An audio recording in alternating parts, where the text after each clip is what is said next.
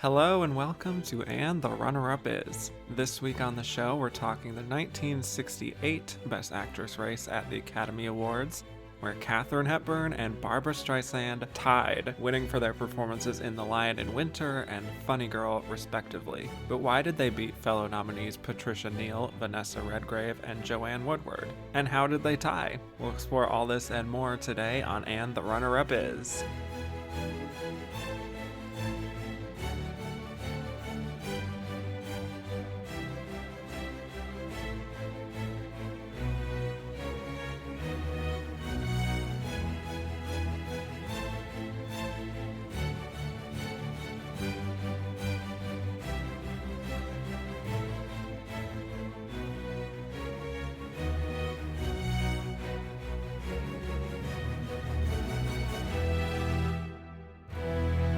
Hello, and welcome back to And the Runner-Up Is. I am your host, Kevin Jacobson, here to talk about the 41st year of Best Actress at the Oscars, which covered the films of 1968. We'll be discussing how Katharine Hepburn and Barbra Streisand tied, why the losers lost, and who we think was the runner-up, or I guess third placer of this Best Actress race.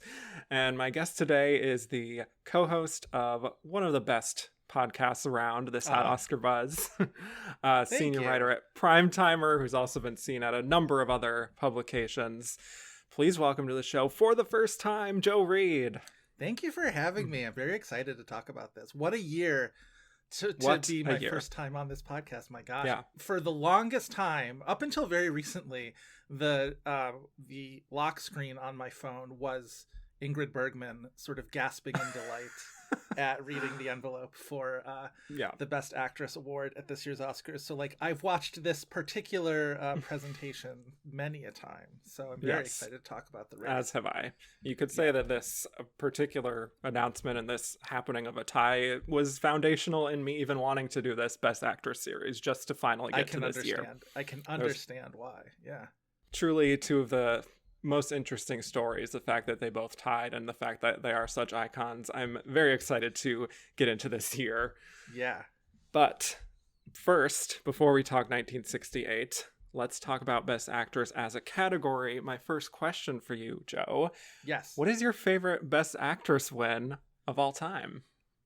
This is such a tough one. I know my co-host Chris File, when he was on this, has a great answer for this, which is Elizabeth Taylor and Who's Afraid of Virginia Woolf. It's tough to argue with that one. I want to sort of as I'm quickly scrolling through to make sure I don't forget anybody. 94 years of history. That's the thing. There's so many, and of course the actress category is so incredibly important. Katharine Hepburn in The Lion in Winter is maybe up there. I don't know if she'd be my number one, but that is a performance I have always found so thrilling to watch and so extroverted and just really tremendous. I could be sort of stereotypical and say Cher in Moonstruck, which wouldn't be a bad choice by any means. I think that is a victory. Beyond the fact that I think it's a really great performance, I think that is a victory that I've always found very, heartening. I could go with my favorite movie, which is The Hours, and Nicole Kidman in The Hours. Yes. But I think if I'm going to pick my best performance, by best single win, I think it's Frances McDormand in Fargo. One of my favorite movies in a kind of performance that in the grand scope of things, you wouldn't necessarily pick out as an Oscar winner. She doesn't have, her big scenes are all very sort of quiet and you really have to kind of sit with that performance a little bit. She's very funny, but the more sort of quieter dramatic moments really hit you. Maybe even not the first time you see the movie, maybe the second time you see the movie or beyond. I think that's part of what makes it such a rewatchable movie. And I mean, again, talk to me on a different day, and it could be any number of other performances. Julia Roberts and Erin Brockovich also is another one that I want to mention. But I think it's Frances and Fargo. I really, really love that win. Yes. Well, I will just say this is how I know that I have a good guest for this, because they give me basically a nominees list before they even pick their winner. It's an honor to be nominated. I truly believe that. So yes. Yeah. Yes. Excellent pick. Of course, we love our winners, but we also love our heartbreaking losses. So what would you say is your most heartbreaking loss in Best Actress history?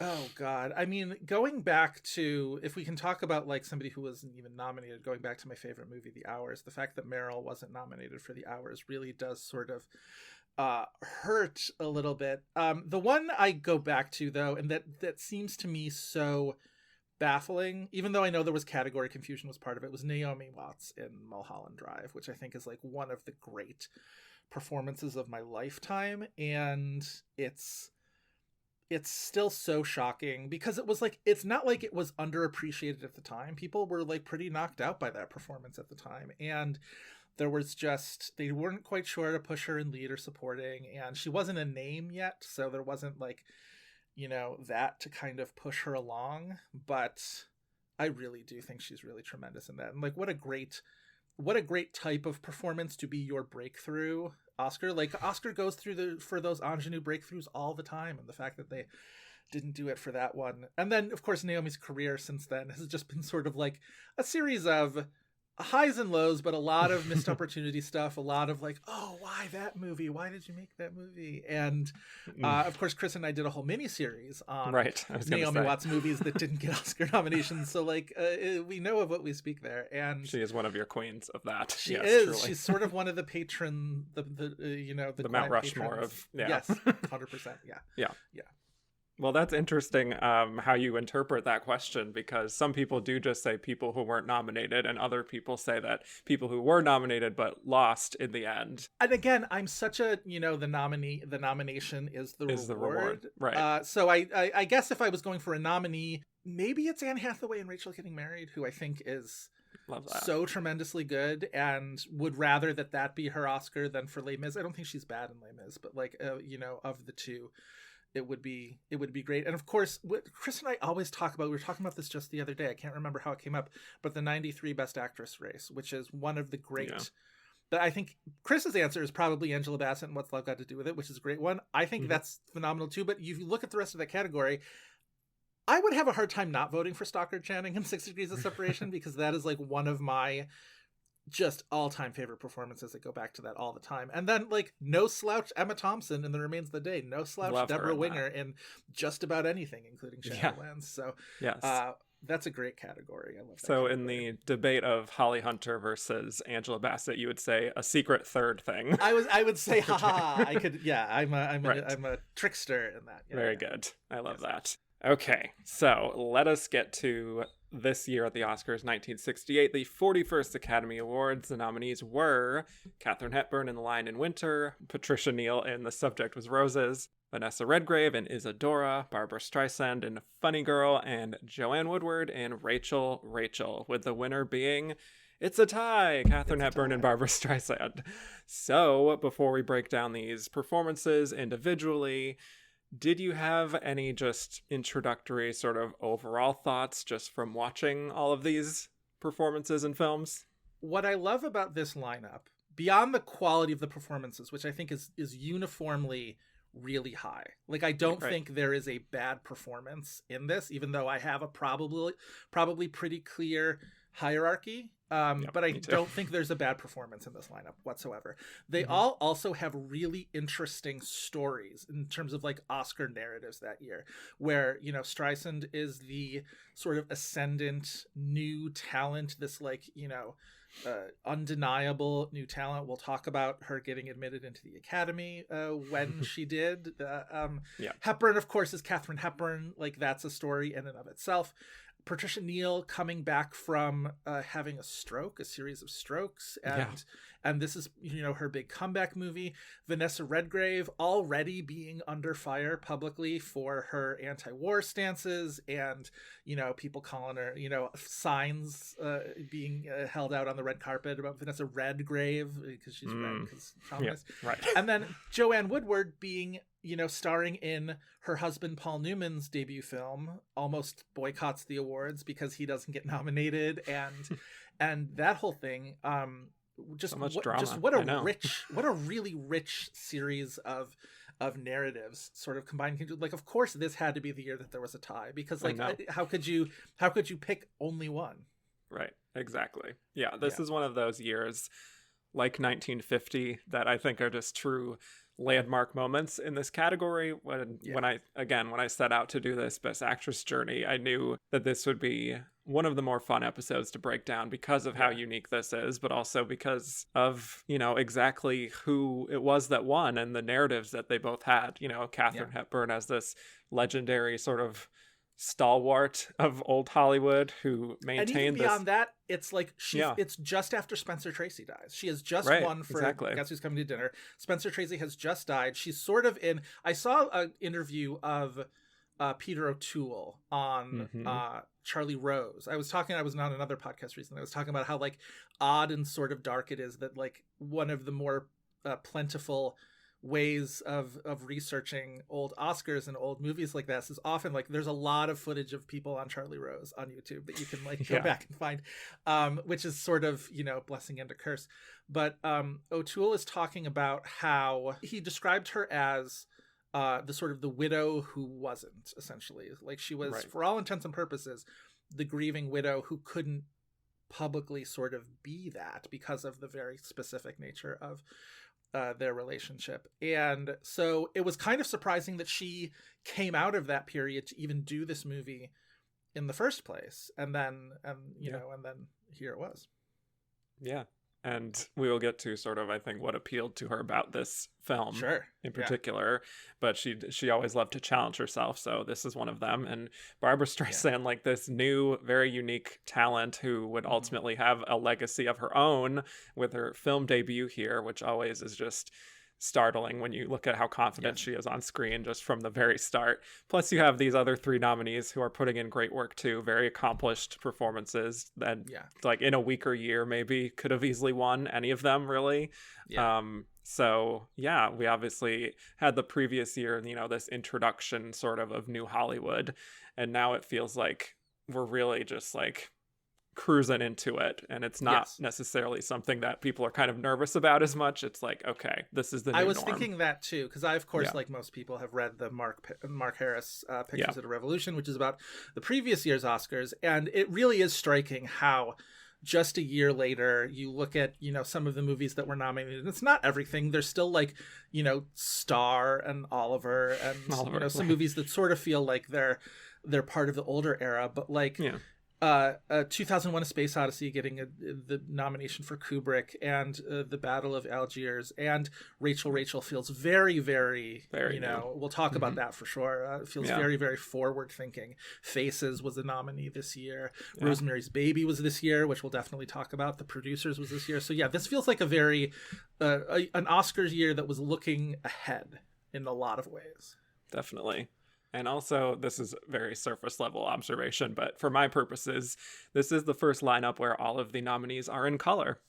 So just saying. Wow. Yeah. Isn't that interesting? Yeah. It's very interesting. Yeah. So, excited to break down everything that went down with this race. But first, we have to talk about these performances. So let's get right into it. Okay. All right. Our first losing nominee we have is Patricia Neal in The Subject Was Roses. Yes. So we are continuing this pattern here of winning Best Actress and then receiving a subsequent nomination kind of in the afterglow just a few years later, much like Sophia Loren, Anna Magnani, Simone Signoret, these actresses who won on their first nomination, and then they get one more, and then the Academy's like, okay, we're good. Basically, after that classic North Country nomination. I there we go.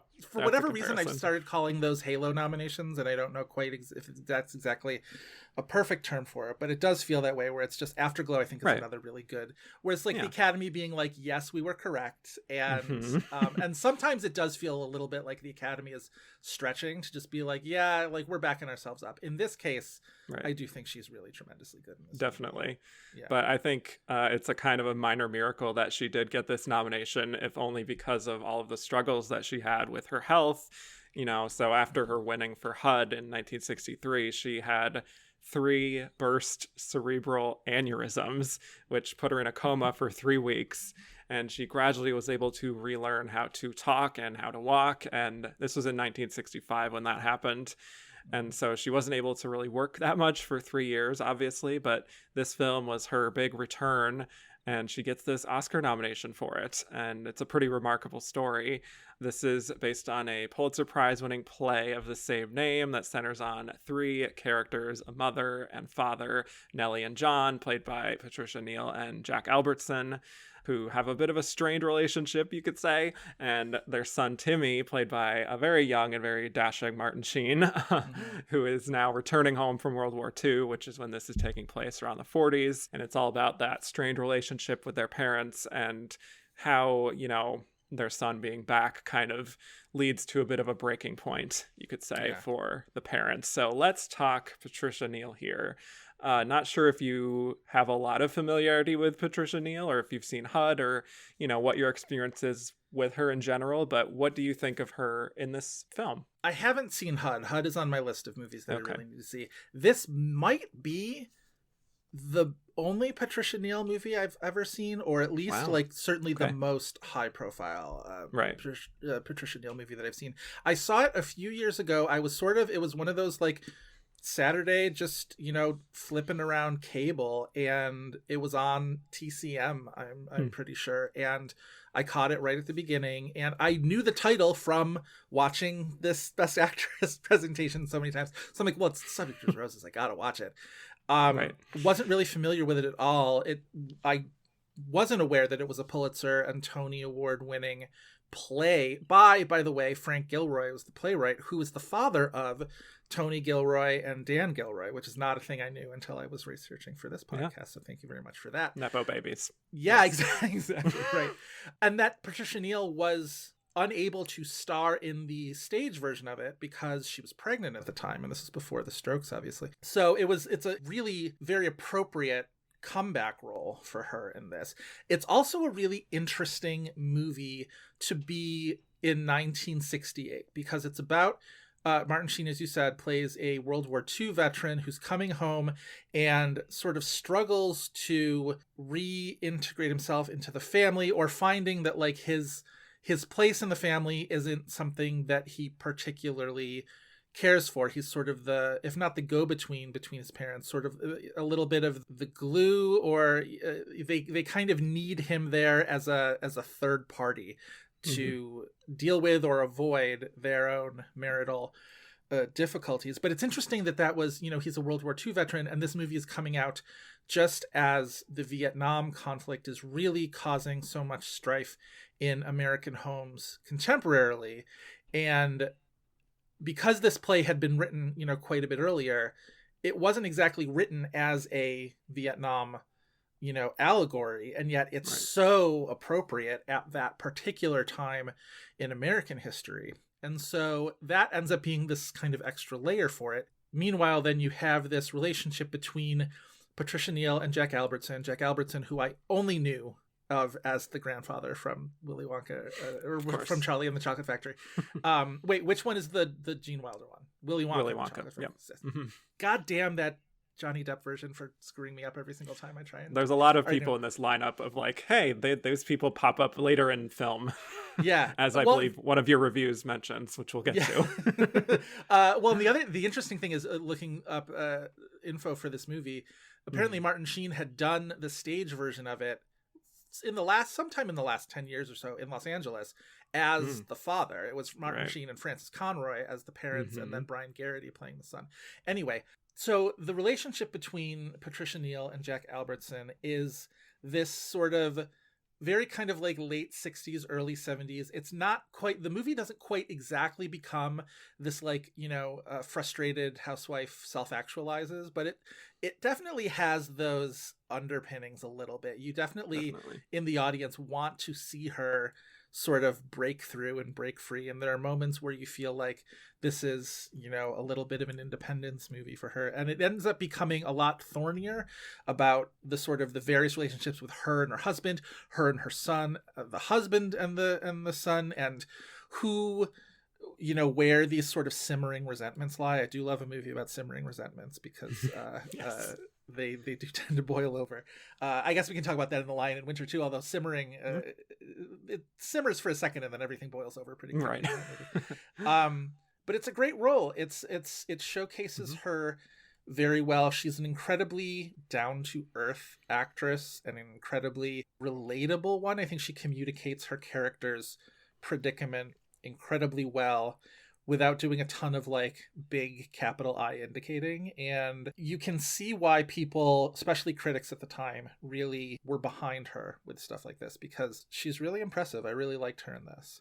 Yes. I really like Patricia Neal a lot, especially that kind of earthy quality that you mentioned, down to earth. Yeah. That was, I think, very refreshing at a time when Hollywood was kind of focused on the glamour of the movie star and whatnot. She kind of avoids all that. She's someone who got her hands dirty, really committed to her craft, clearly here, like suffering all of this mental torment and now just wanting to battle her way back anyway and pulling it off in a pretty, I don't think you could really tell, like, really, that she went through all of that.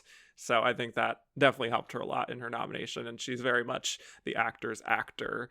And I think here is what you're seeing, the promise of what she was doing in HUD, which she didn't have a lot of opportunity to really dig super deep with a character there. A lot of people have mentioned, as I agree with, that she's very much supporting in HUD. Sure. I don't think that's the case here. I do think she has a little bit of the same sort of weary energy that she did in HUD. So it's not like a huge departure necessarily, but this is a very strong performance, like I said, especially considering the circumstances. I think the raspiness of her voice and just like her brittleness really contributes a lot to this performance in terms of really showing just how the years have gone by for this woman who is so unhappy with how, you know, time's been slipping away, really, and feeling almost like indifferent to her husband at times, if not just like antipathy for him. But there is just this maturity, I think, to her performance that is refreshing, I think, at this time, but still able to go to a vulnerable place when a scene calls for it. Even in the very first shot of the film, which is her in bed, clearly unhappy. You see just in her face how life has beaten her down and all that. And I will say that I have seen some criticism for the film, which I think is fair, about just how stagey it is. I do think that's true of the overall film, but I think her performance is so underplayed, especially compared to, you know, her two scene partners, that it does create a nice balance that works.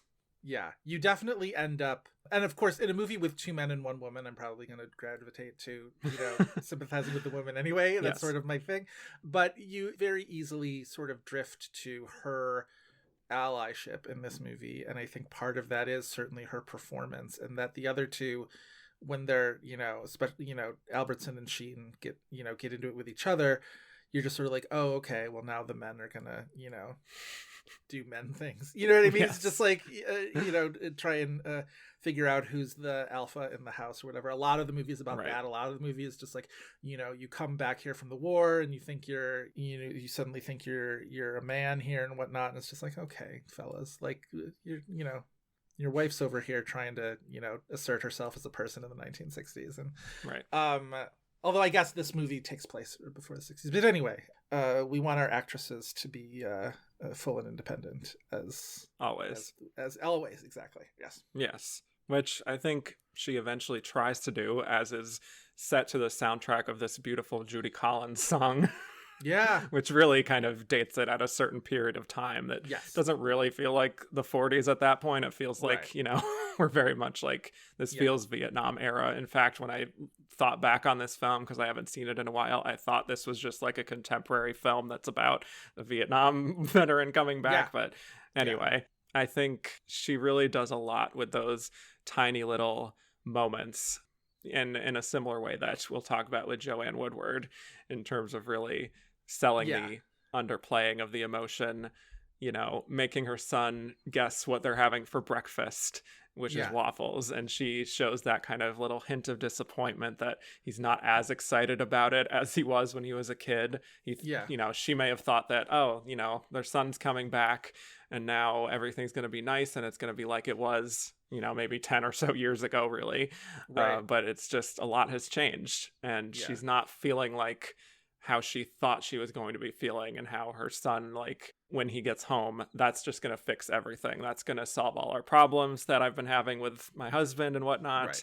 And yet it seems like that sense of like, oh no, like now he's back and I feel even worse than ever. Right. You know? And now what? Now there's nothing nothing coming down the road to fix this, and now I've got to sort of figure it out myself. Yeah.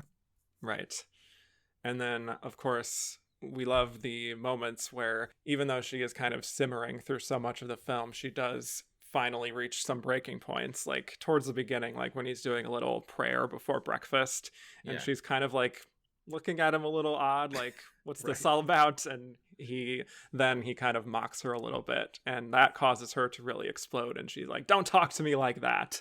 And she even surprises herself in that moment with how kind of like, oh, out of control she got a little bit. And I think she does show that there's a lot going on beneath the surface that has not gone really examined. She has not spoken with people. She has not gone to therapy for any of this. And so a lot of this is just like boiling and just kind of that classic, I don't know where this is taking place, but it reminds me of like that classic New England sort of Catholic guilt almost, of just like bury everything, bury all of your emotions, and then suddenly it comes out in these explosive moments for all three of them, I guess. But for her, that is when I'm most paying attention, and not just because I'm doing this show and having to focus on her performance, but you really are kind of startled by her power.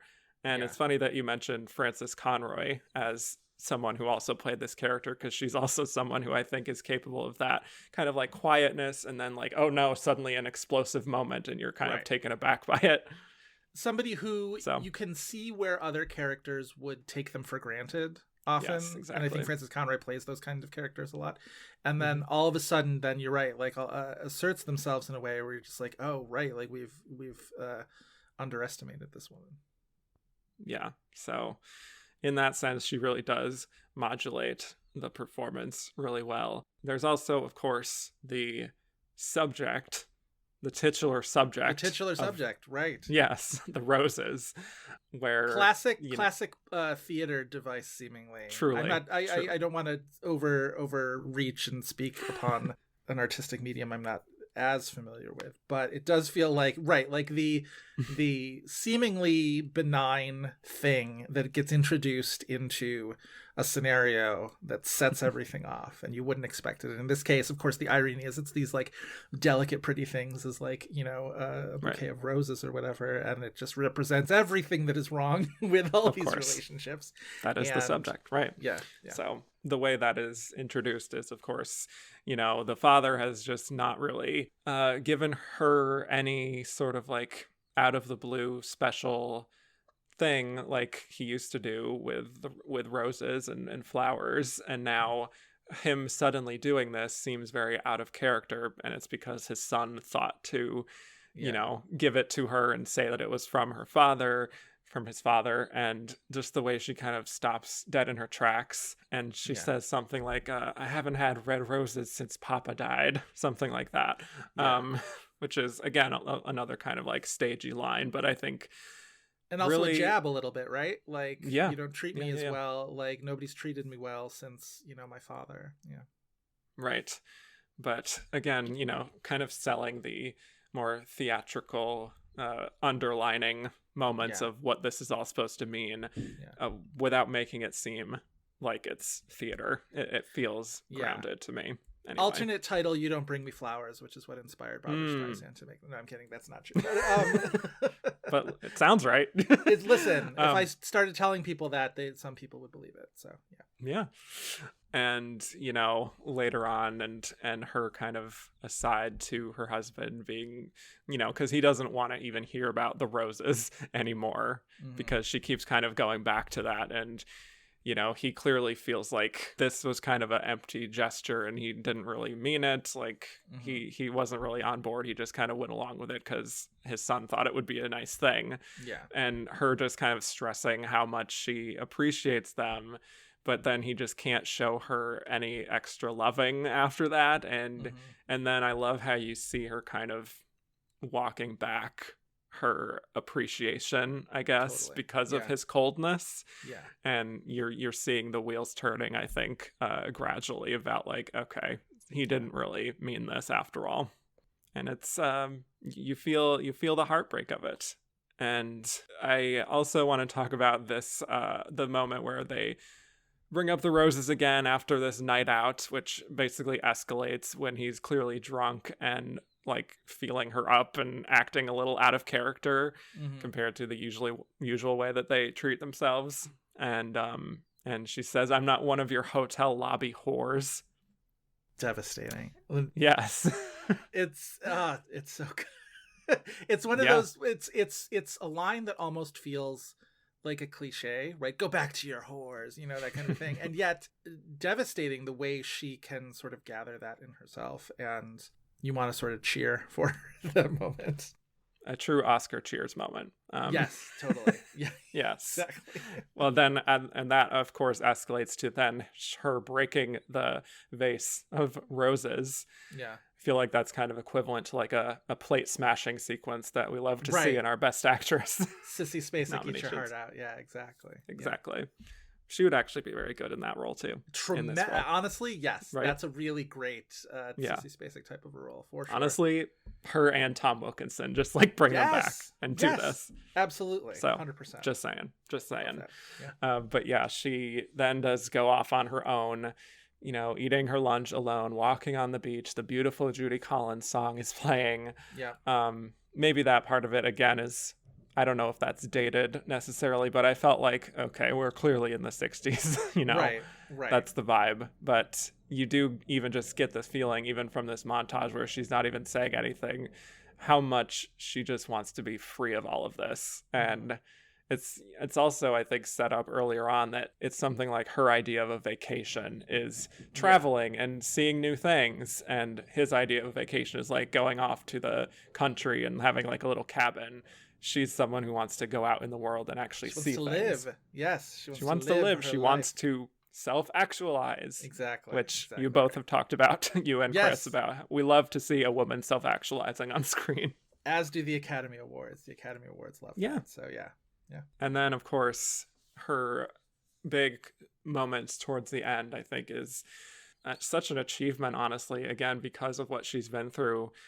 These kind of like this huge monologue that she gets on the rooftop towards the end, and revealing how, like, in her past, she was struck by this apple core on her way to work at her new job at this law firm, and she called out sick, and then they said that the position was now occupied by someone else, and how that kind of changed her life in a sense when she was passed over, because then she would go on to meet her husband at another job. Yeah. And just the way she kind of doles out that information through this story very patiently, I found it very, very transfixing. I think she's just one of those actresses who can really kind of spin a web and tell a story. And even if she does have that quiet demeanor, you have to kind of lean in and appreciate it. And she has a very particular energy, which I find really, really fascinating, where, and again, to have an actress who doesn't naturally sort of go big, to have a very, like, sort of a signature wavelength that she's operating on. Yes. And there is something very rooted but beguiling about her in the way that you just, like, you really do just want to pay more attention to her than anybody else on the screen. It's a really fascinating quality, actually, because it pulls focus in a way that doesn't seem intentionally showboaty, but it's just like you're so, you know, you're giving this really, really fascinating energy. She's really just an interesting performer. Yes. And I think, you know, we can make certain comparisons, like, again, to Joanne Woodward, or I know she was compared a lot to Anne Bancroft, especially because, you know, they're winning Best Actress back to back, and they have a similar kind of type, and I think they've been up for some of the same roles and whatnot. I was going to say, I think Patricia Neal was up for the role in The Graduate at some point, like she was connected to that role at one point. Yeah. Right. So I get that. They have a similar kind of frame and way of, you know, having that quiet intensity, but I do think that Patricia Neal does have a certain, like, salt of the earth almost quality to her that really is appealing and different and makes her a very unique kind of I don't even want to say movie star, because I wouldn't really consider her that, but just someone who can really lead a film in a way that is unexpected and not seen as much from past eras of Hollywood. So I think that's what made her appeal to so many people. So absolutely. Do you have any other thoughts on Pat before we move on? No, it definitely makes me want to seek out other movies of hers to watch. Definitely start with HUD, obviously. Yes. After watching so much of my research for this episode made me think of, obviously, The Last Movie Stars, the HBO documentary about Joanne Woodward and Paul Newman. We'll probably talk about that in a second. But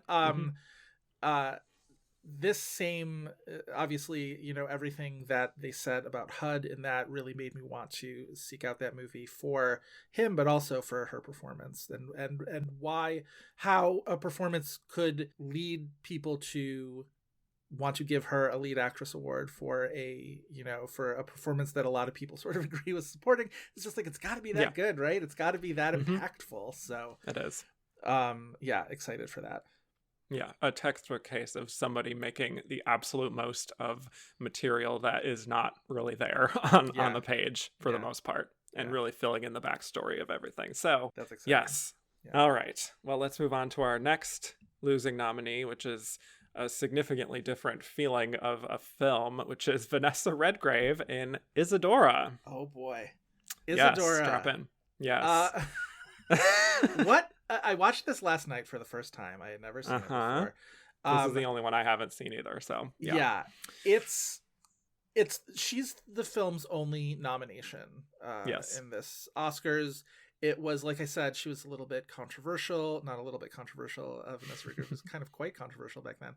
And things were only, ramping up. It's so funny that Jason Robards is also in this movie. And it's just like, if only you knew where things would go with the about 9 years. Oscar journeys. Yes. Mm-hmm.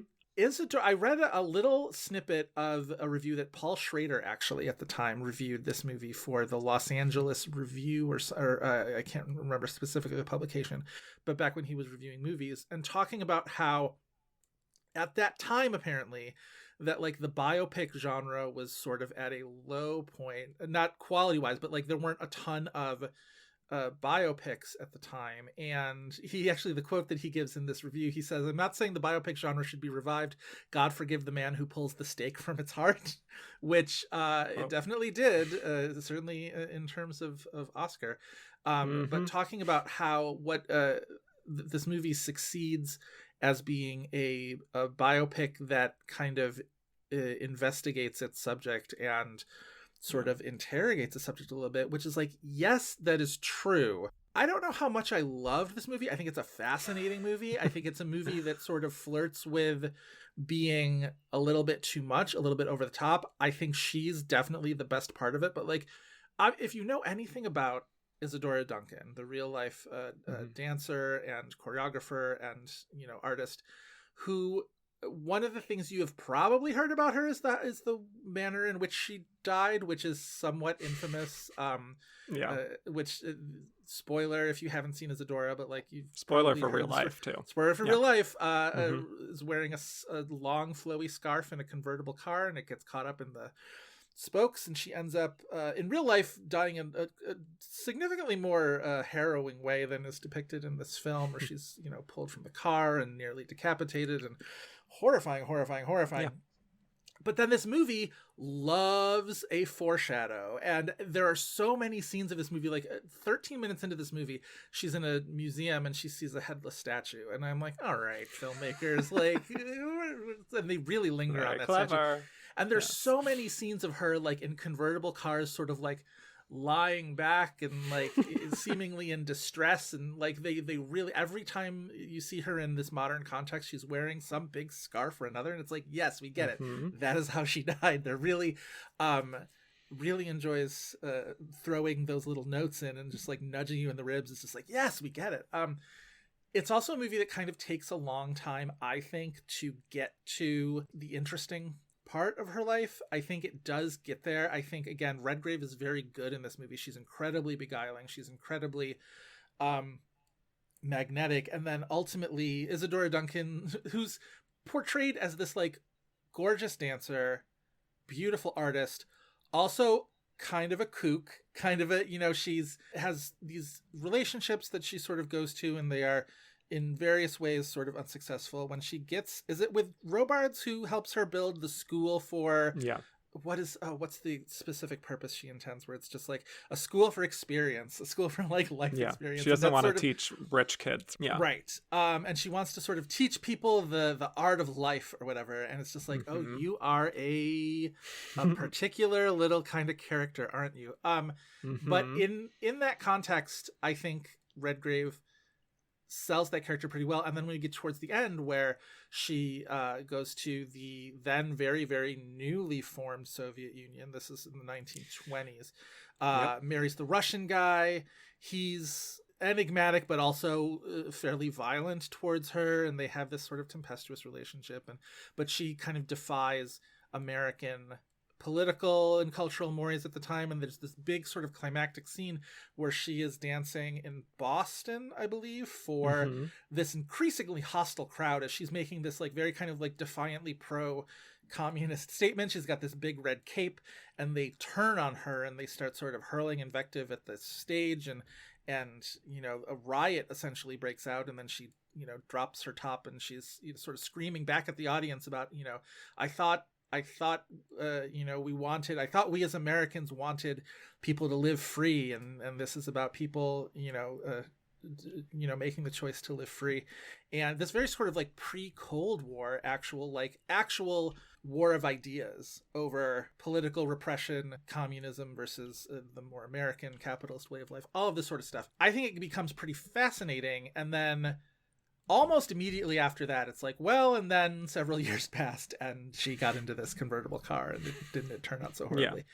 An oddly paced movie, but I'm glad I saw it. I think it's of the five movies, it's absolutely my least favorite of the five, but I'm really glad that I saw it. And it's a really interesting performance from Redgrave, who won Best Actress at Cannes that year, won the Best Actress at National Society of Film Critics. So this performance was very, very, as controversial a figure as she was, this performance was also very much praised at the time. Yes. And we should mention this is her second nomination, a few years after Morgan, which is a movie I did not care for. And is Morgan also the same director, right? Is that yes, it is. Yes, Carol Rice, who also directs this. And I guess I'm not really a fan of his in general. Just saying, I don't. There's a frequency that he works in that I don't jibe with for whatever reason. It's a very 60s movie, though. Of all of these very movies, much almost, so. it feels like the most 60s movie in a way. Yes, definitely. I'm curious also because I feel like Vanessa Redgrave, she's still working all the way up to modern day. I feel like you've maybe talked about her on this Had Oscar Buzz, maybe, because I feel like she's done a lot of films that would have Oscar buzz all the way into these later years. I was just curious if you had thoughts just on her general screen presence too. I mean, I think we've definitely talked about her. I'm trying to think of what specific movies of hers that we might have talked about, because I think often conversation just sort of drifts into it. We've definitely talked about the Zionist hoodlum speech that she gives at the 77 Oscars. More recently, she's obviously in more recent years she's done films. Oh, we definitely did Evening. We did an episode on Evening. So we definitely talked about her in that movie. She's what about Coriolanus? We haven't done Coriolanus, and we definitely could, because that is, and she specifically, I believe, had supporting actress Oscar buzz for at least a little while there.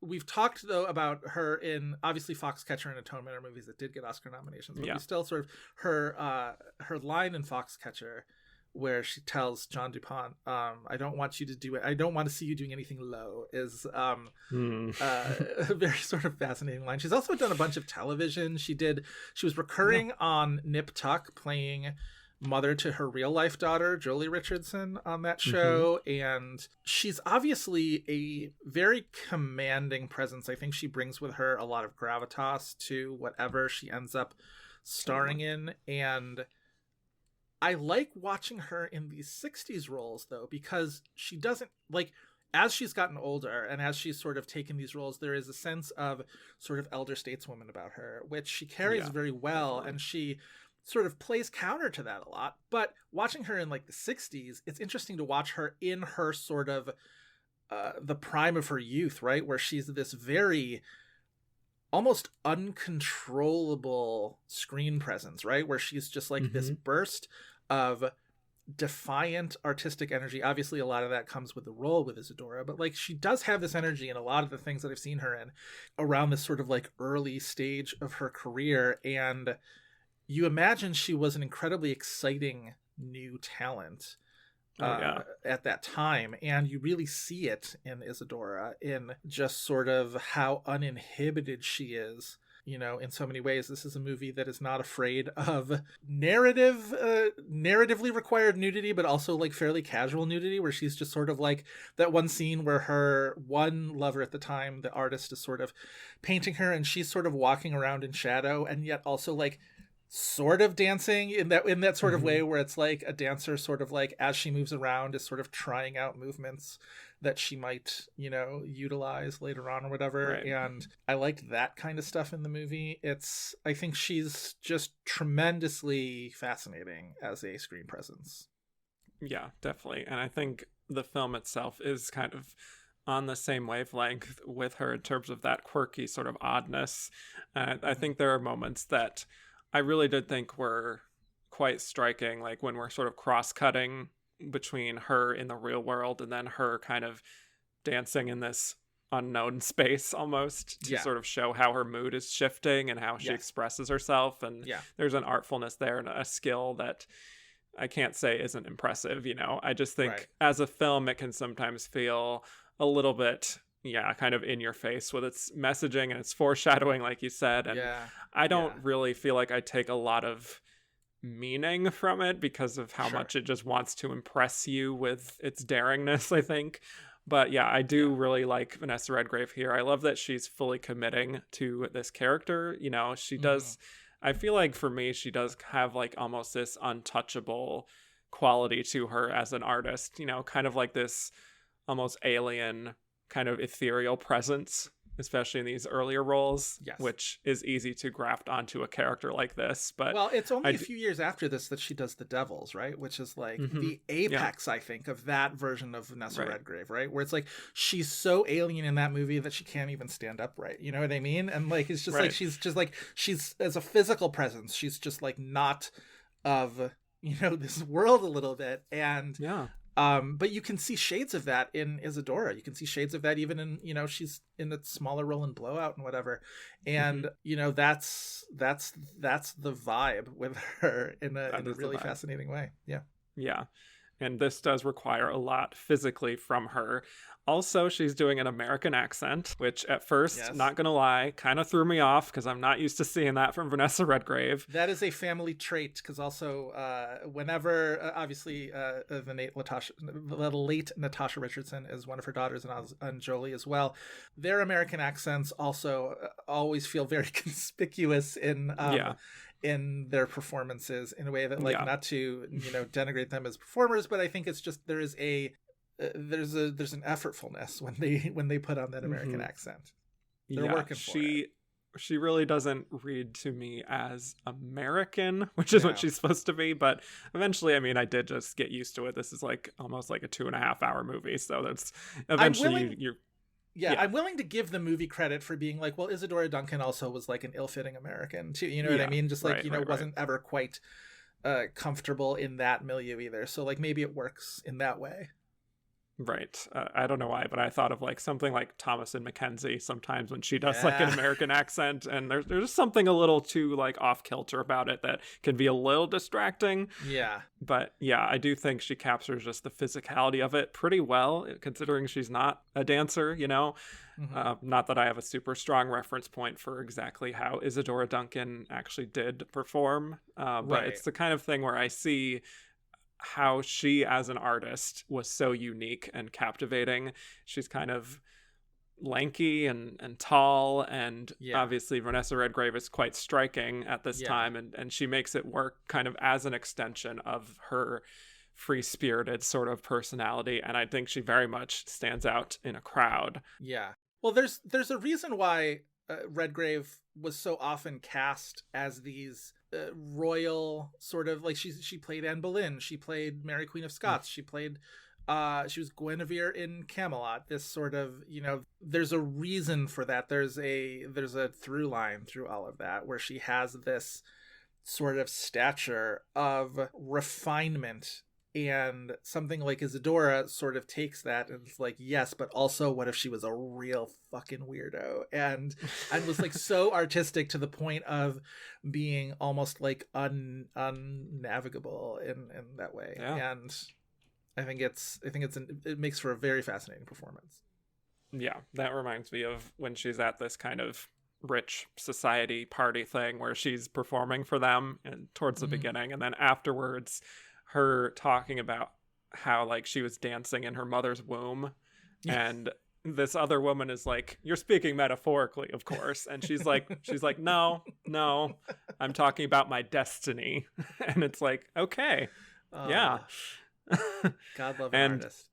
Yeah, I don't know how Vanessa Redgrave does it, but she is able to just have that sort of aloof quality that she's really carried with her in so many roles, and then also mixed with that sense of like conviction. Like she really believes in herself, she believes in her causes, you know, and her destiny in this case, and she does kind of convince you ultimately that she does believe it.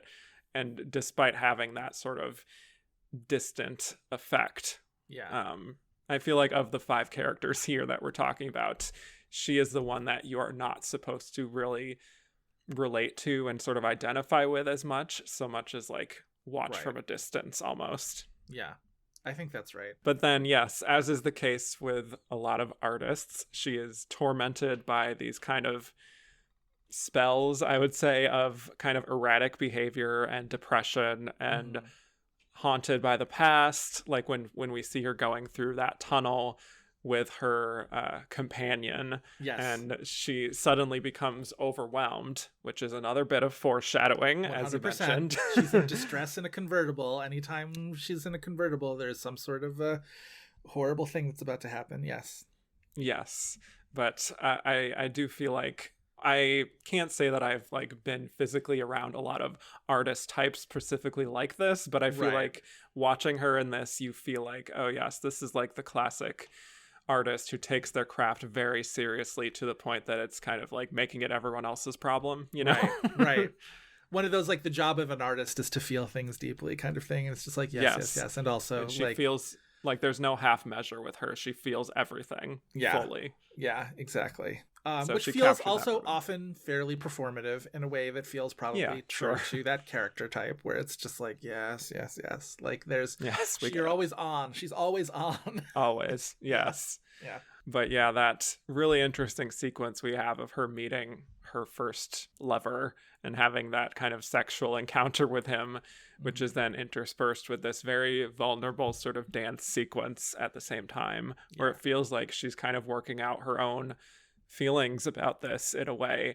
I feel like that's something that could be a little cringy, and if it weren't sort of executed the right way, and if Vanessa Redgrave wasn't just totally connected with the emotion of the character and how much she's just kind of flinging her body all around the floor and sort of her mood shifting as this, you know, sexual encounter is going down. But I was pretty struck by that particular sequence in terms of, you know, expressing emotion that she herself might not be saying, but that you feel like, oh, she's really going through it in this moment, and it's opening herself up even more than she was before. I love that sequence. Brushes up against the, you know, this cliche of just sort of, you know, interpretive dance as a thing. I remember, speaking of the Oscars, sort of growing up, the line on, you know, the kind of Debbie Allen produced dance interludes at the Oscars through the, you know, 80s and 90s or whatever was, you know, interpretive dance became kind of a punchline. And that's sort of how I internalized it sort of growing up.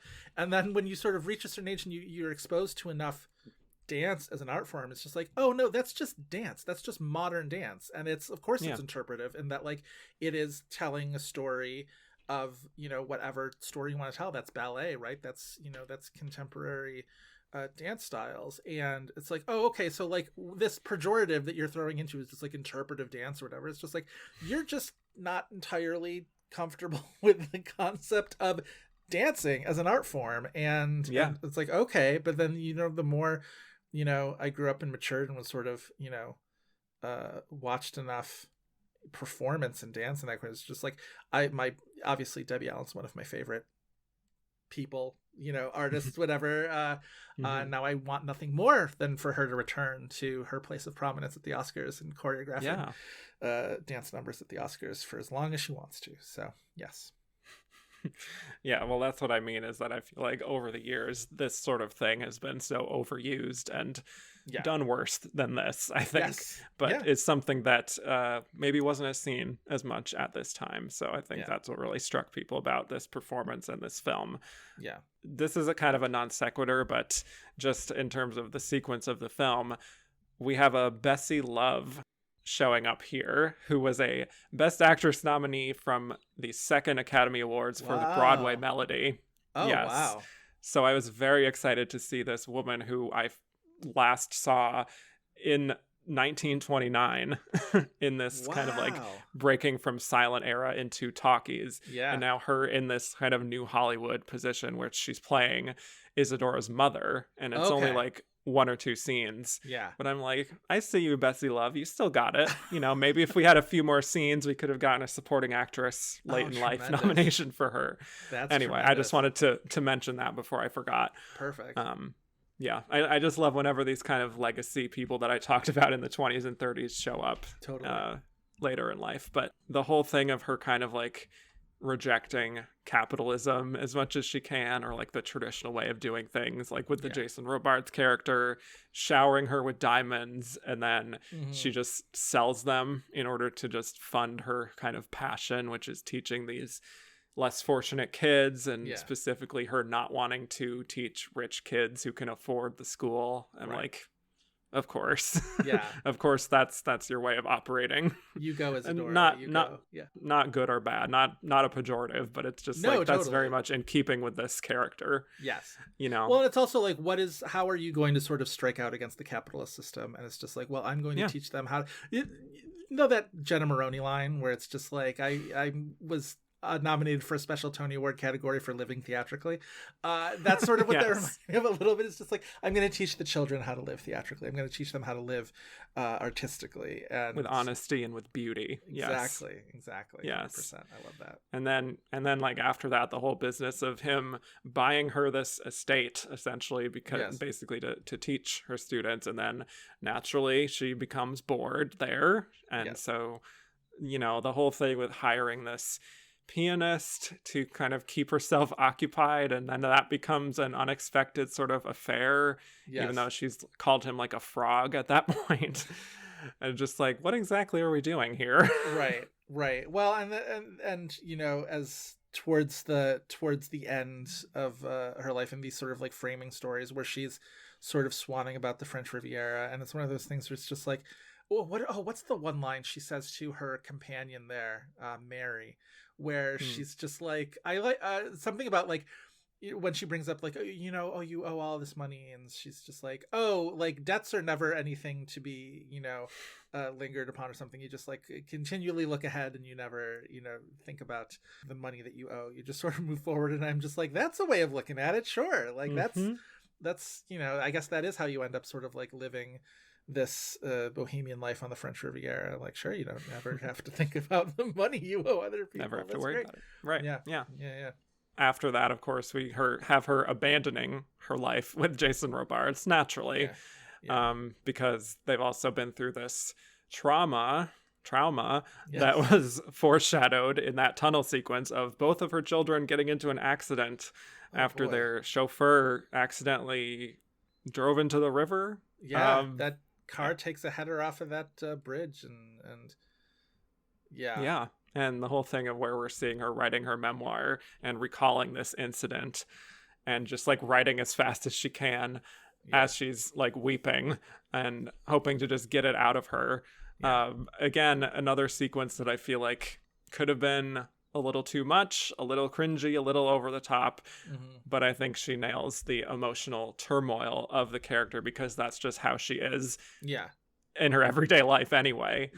that's another sequence where I feel like this is a director that I don't normally love because of how much we're kind of taking risks on these things that don't ultimately work in the end. But in the case of this, because this character is so all over the place and just like so nakedly emotional, I guess. Yeah. It still it works because of that. So I think that's right. I think she bails this director out quite a few times in that regard. Certainly. And even still, like, as that is happening, you're watching the movie and you're just like, yeah, this isn't a great movie. And it's very long. And it's very long. That's the other thing. It is quite long. Whereas, like, in any of this the is other the trimmed movies, down version, by the way. It is. It was they longer also re-released it the next year, retitled as The Loves of Isadora, which is just sort of like, I guess that's a more accessible title, but like, it's not quite what the movie is about either. It's sort of I was gonna say it's this isn't like some big love story or whatever, but I guess anything to get the audiences into the theaters.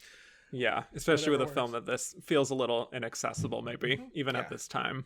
So well, and I'd be very curious as to know of like what the cultural awareness of Isadora Duncan as a sort of artistic figure was back then. You know what I mean? Whether because it was more recent, maybe.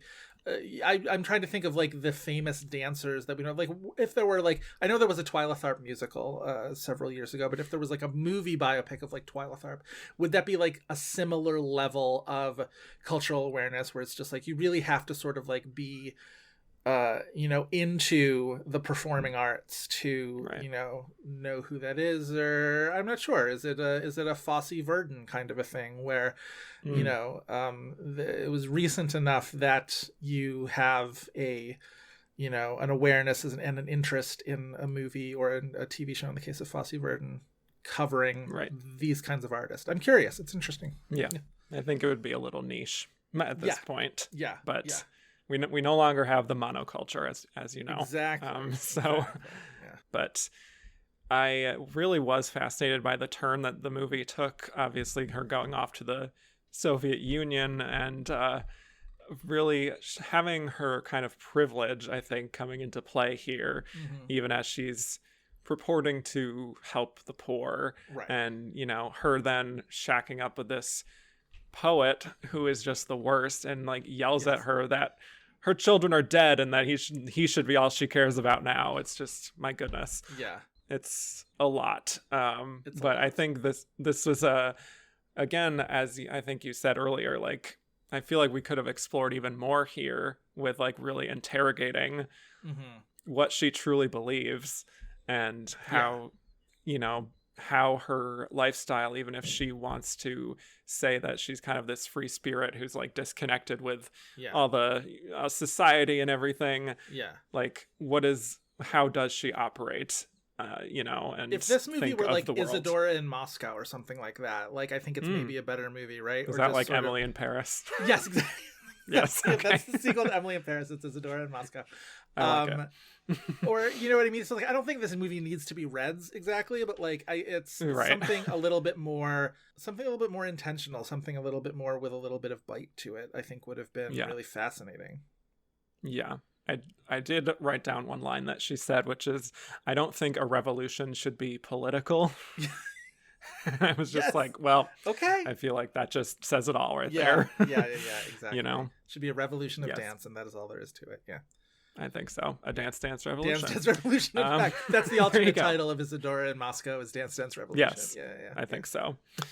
But yeah, the whole thing, like you mentioned with the concert in Boston, that anti-Russian sentiment that's happening, and her getting booed and proceeding to rip her top off and expose her breasts. I mean, I feel like that's another thing we haven't seen very much in Best Actress yet. Yeah, nudity. We're because moving ahead. Of obvious reasons with the Get Hays ready, Code 70s, being. We're on the way. Yeah, exactly. Oh yes.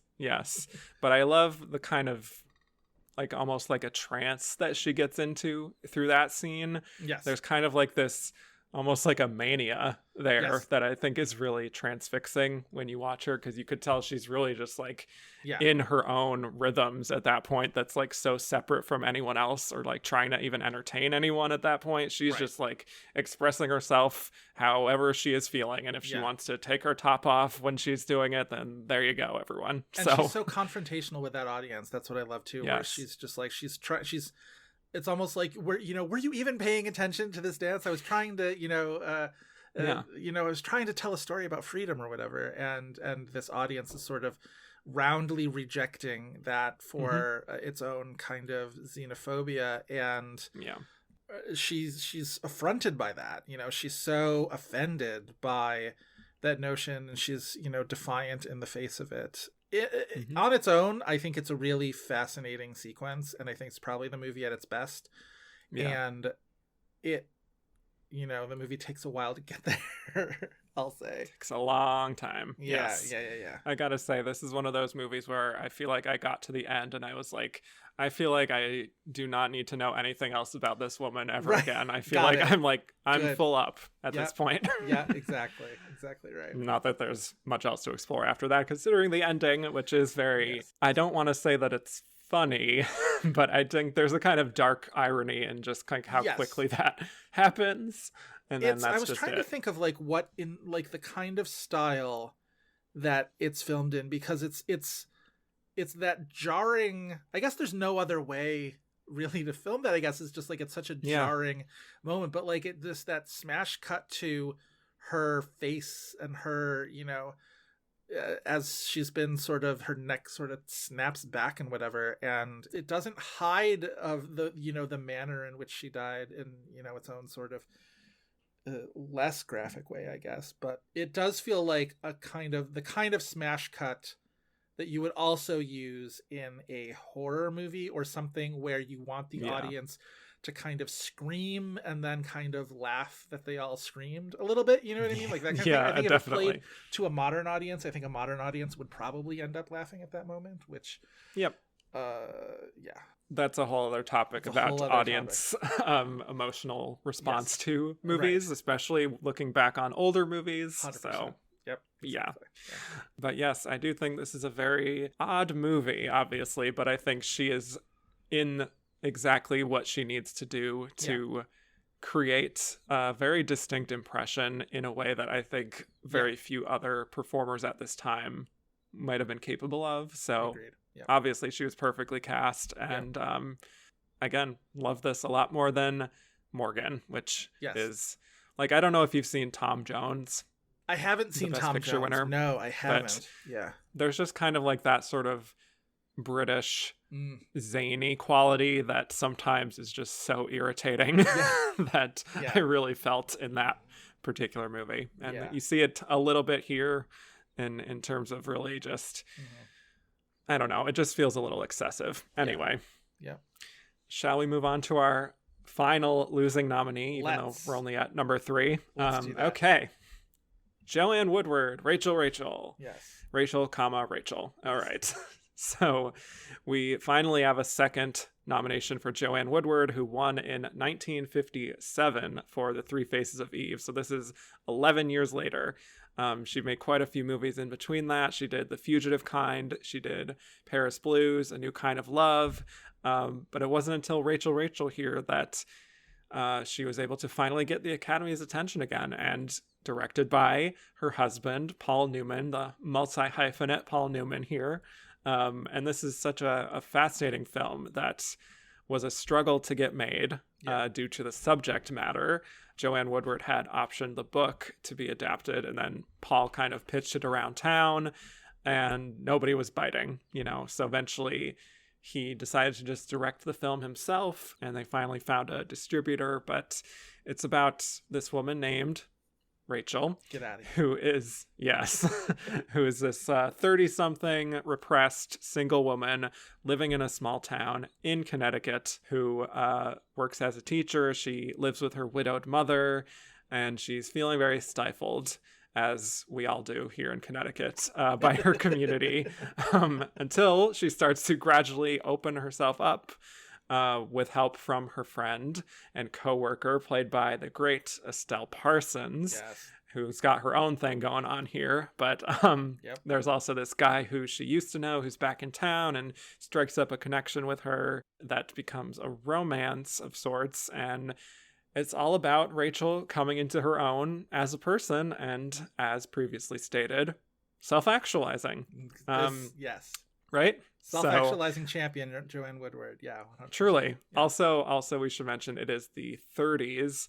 So that's an added layer of, took me a second repression. to sort of latch onto that for whatever reason. I didn't quite. Yeah. I was I like, know. oh, okay. Yeah. I don't think it really needs to be, but Right. there it is. Yeah. But yes, let's talk about Joanne Woodward. Thoughts on the great Joanne Woodward and her performance here.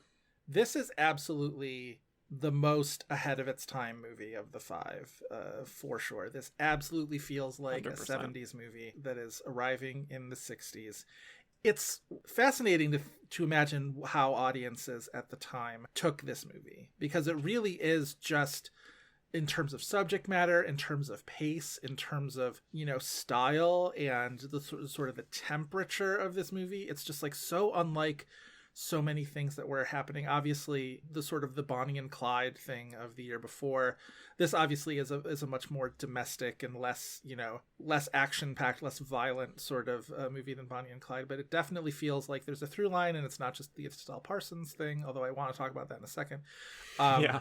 This definitely feels right. It's New Hollywood, right? It's New Hollywood establishing itself. And of course, it's Newman and Joanne Woodward, who are these very well-trained sort of like New York stage, actor studio and Method. Yeah. Right, exactly. And her performance is so committed that sometimes it's a little uncomfortable, which is kind of a hallmark of that kind of acting, right? Where it's just like you're being faced with this woman's sort of like slowly unfolding breakdown at this point that she's arrived at in her life. She's in her mid-30s. She's unmarried, which at the time, certainly at the time that the movie is set, is, it's over. It's all over. You're 35 and you're unmarried. You're a spinster. Your life path has absolutely passed you by. But even in the 60s, as women are breaking out of this, it still is a consideration, right? Where it's just like you have passed the point where all of your contemporaries have gotten married and started families, and now you are the single woman, working at the school or whatever, and now you have to find things to occupy these spaces in your life. And some of it is, her mother. She has to be home every night because it's mother's bridge night, and I have to make the sandwiches, and you have to go get her, the milk at the store and whatever. And her father has died, and they had, the family business was this funeral parlor, and they still live above this funeral parlor now with the new owner, who kind of accommodates them, but is still in some way sort of like they are kind of at his, not necessarily at his mercy, because he's not a cruel person, but it's one of those things where it's just like, well, we blow with the wind of however this guy's, funeral home business goes. And if he wants to keep us on in the apartment upstairs or whatever, then that is where we stay. And if not, we're going to have to figure out something at some point.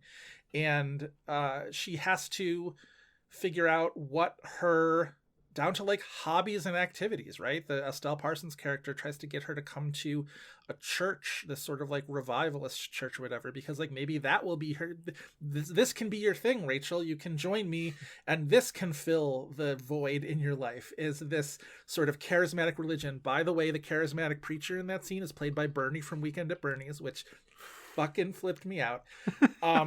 No.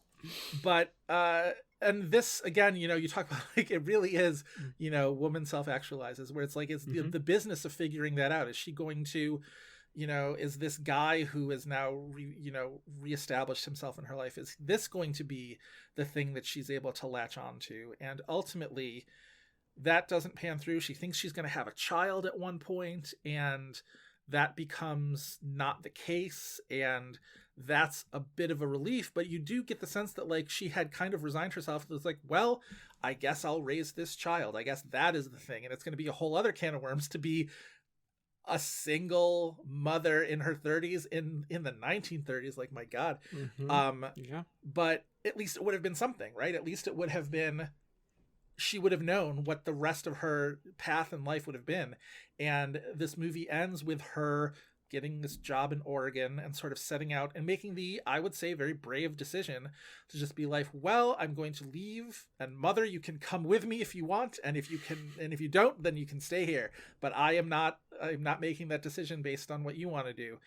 And now I am maybe a little bit more equipped with a little bit of a sense of purpose to figure out what I want out of my life on my own, rather than allowing something to fill the void, sort of passively allowing something to fill the void.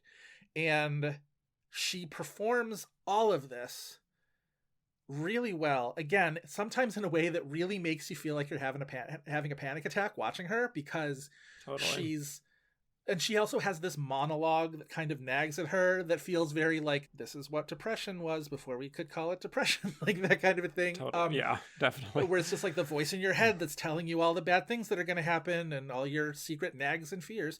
But as she's going through this, you're in it with her. Like, Newman puts you right there in the driver's seat with her, and you don't have distance from Rachel. And sometimes that can be very, very unsettling. Sometimes you want more distance from Rachel, because like she's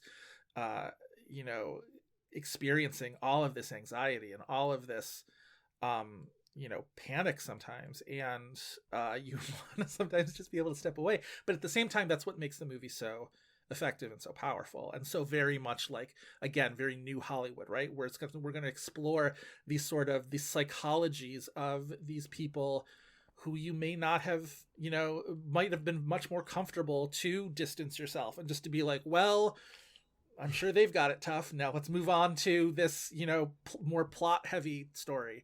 Whereas like, no, we're going to linger in this, uncomfortable, but sort of richly psychological and emotional situation. And we're going to work it out with her. We're going to be there with her as she works it out. And Newman is really, I think, pretty disciplined in the way that he does this, and he knows the star that he has in Woodward. Obviously, it's his wife. He has complete trust in her to be able to give you this character and sort of hold the screen, hold the frame, and she definitely does. She's a frighteningly talented woman, and I think this movie really, really sells that in a tremendous way. Amen. Yes, this is a phenomenal performance. It really I think is. Yeah. she has such a strong understanding of who this woman is, why she carries herself with that heaviness, and why she kind of recoils at the thought of really putting herself out there.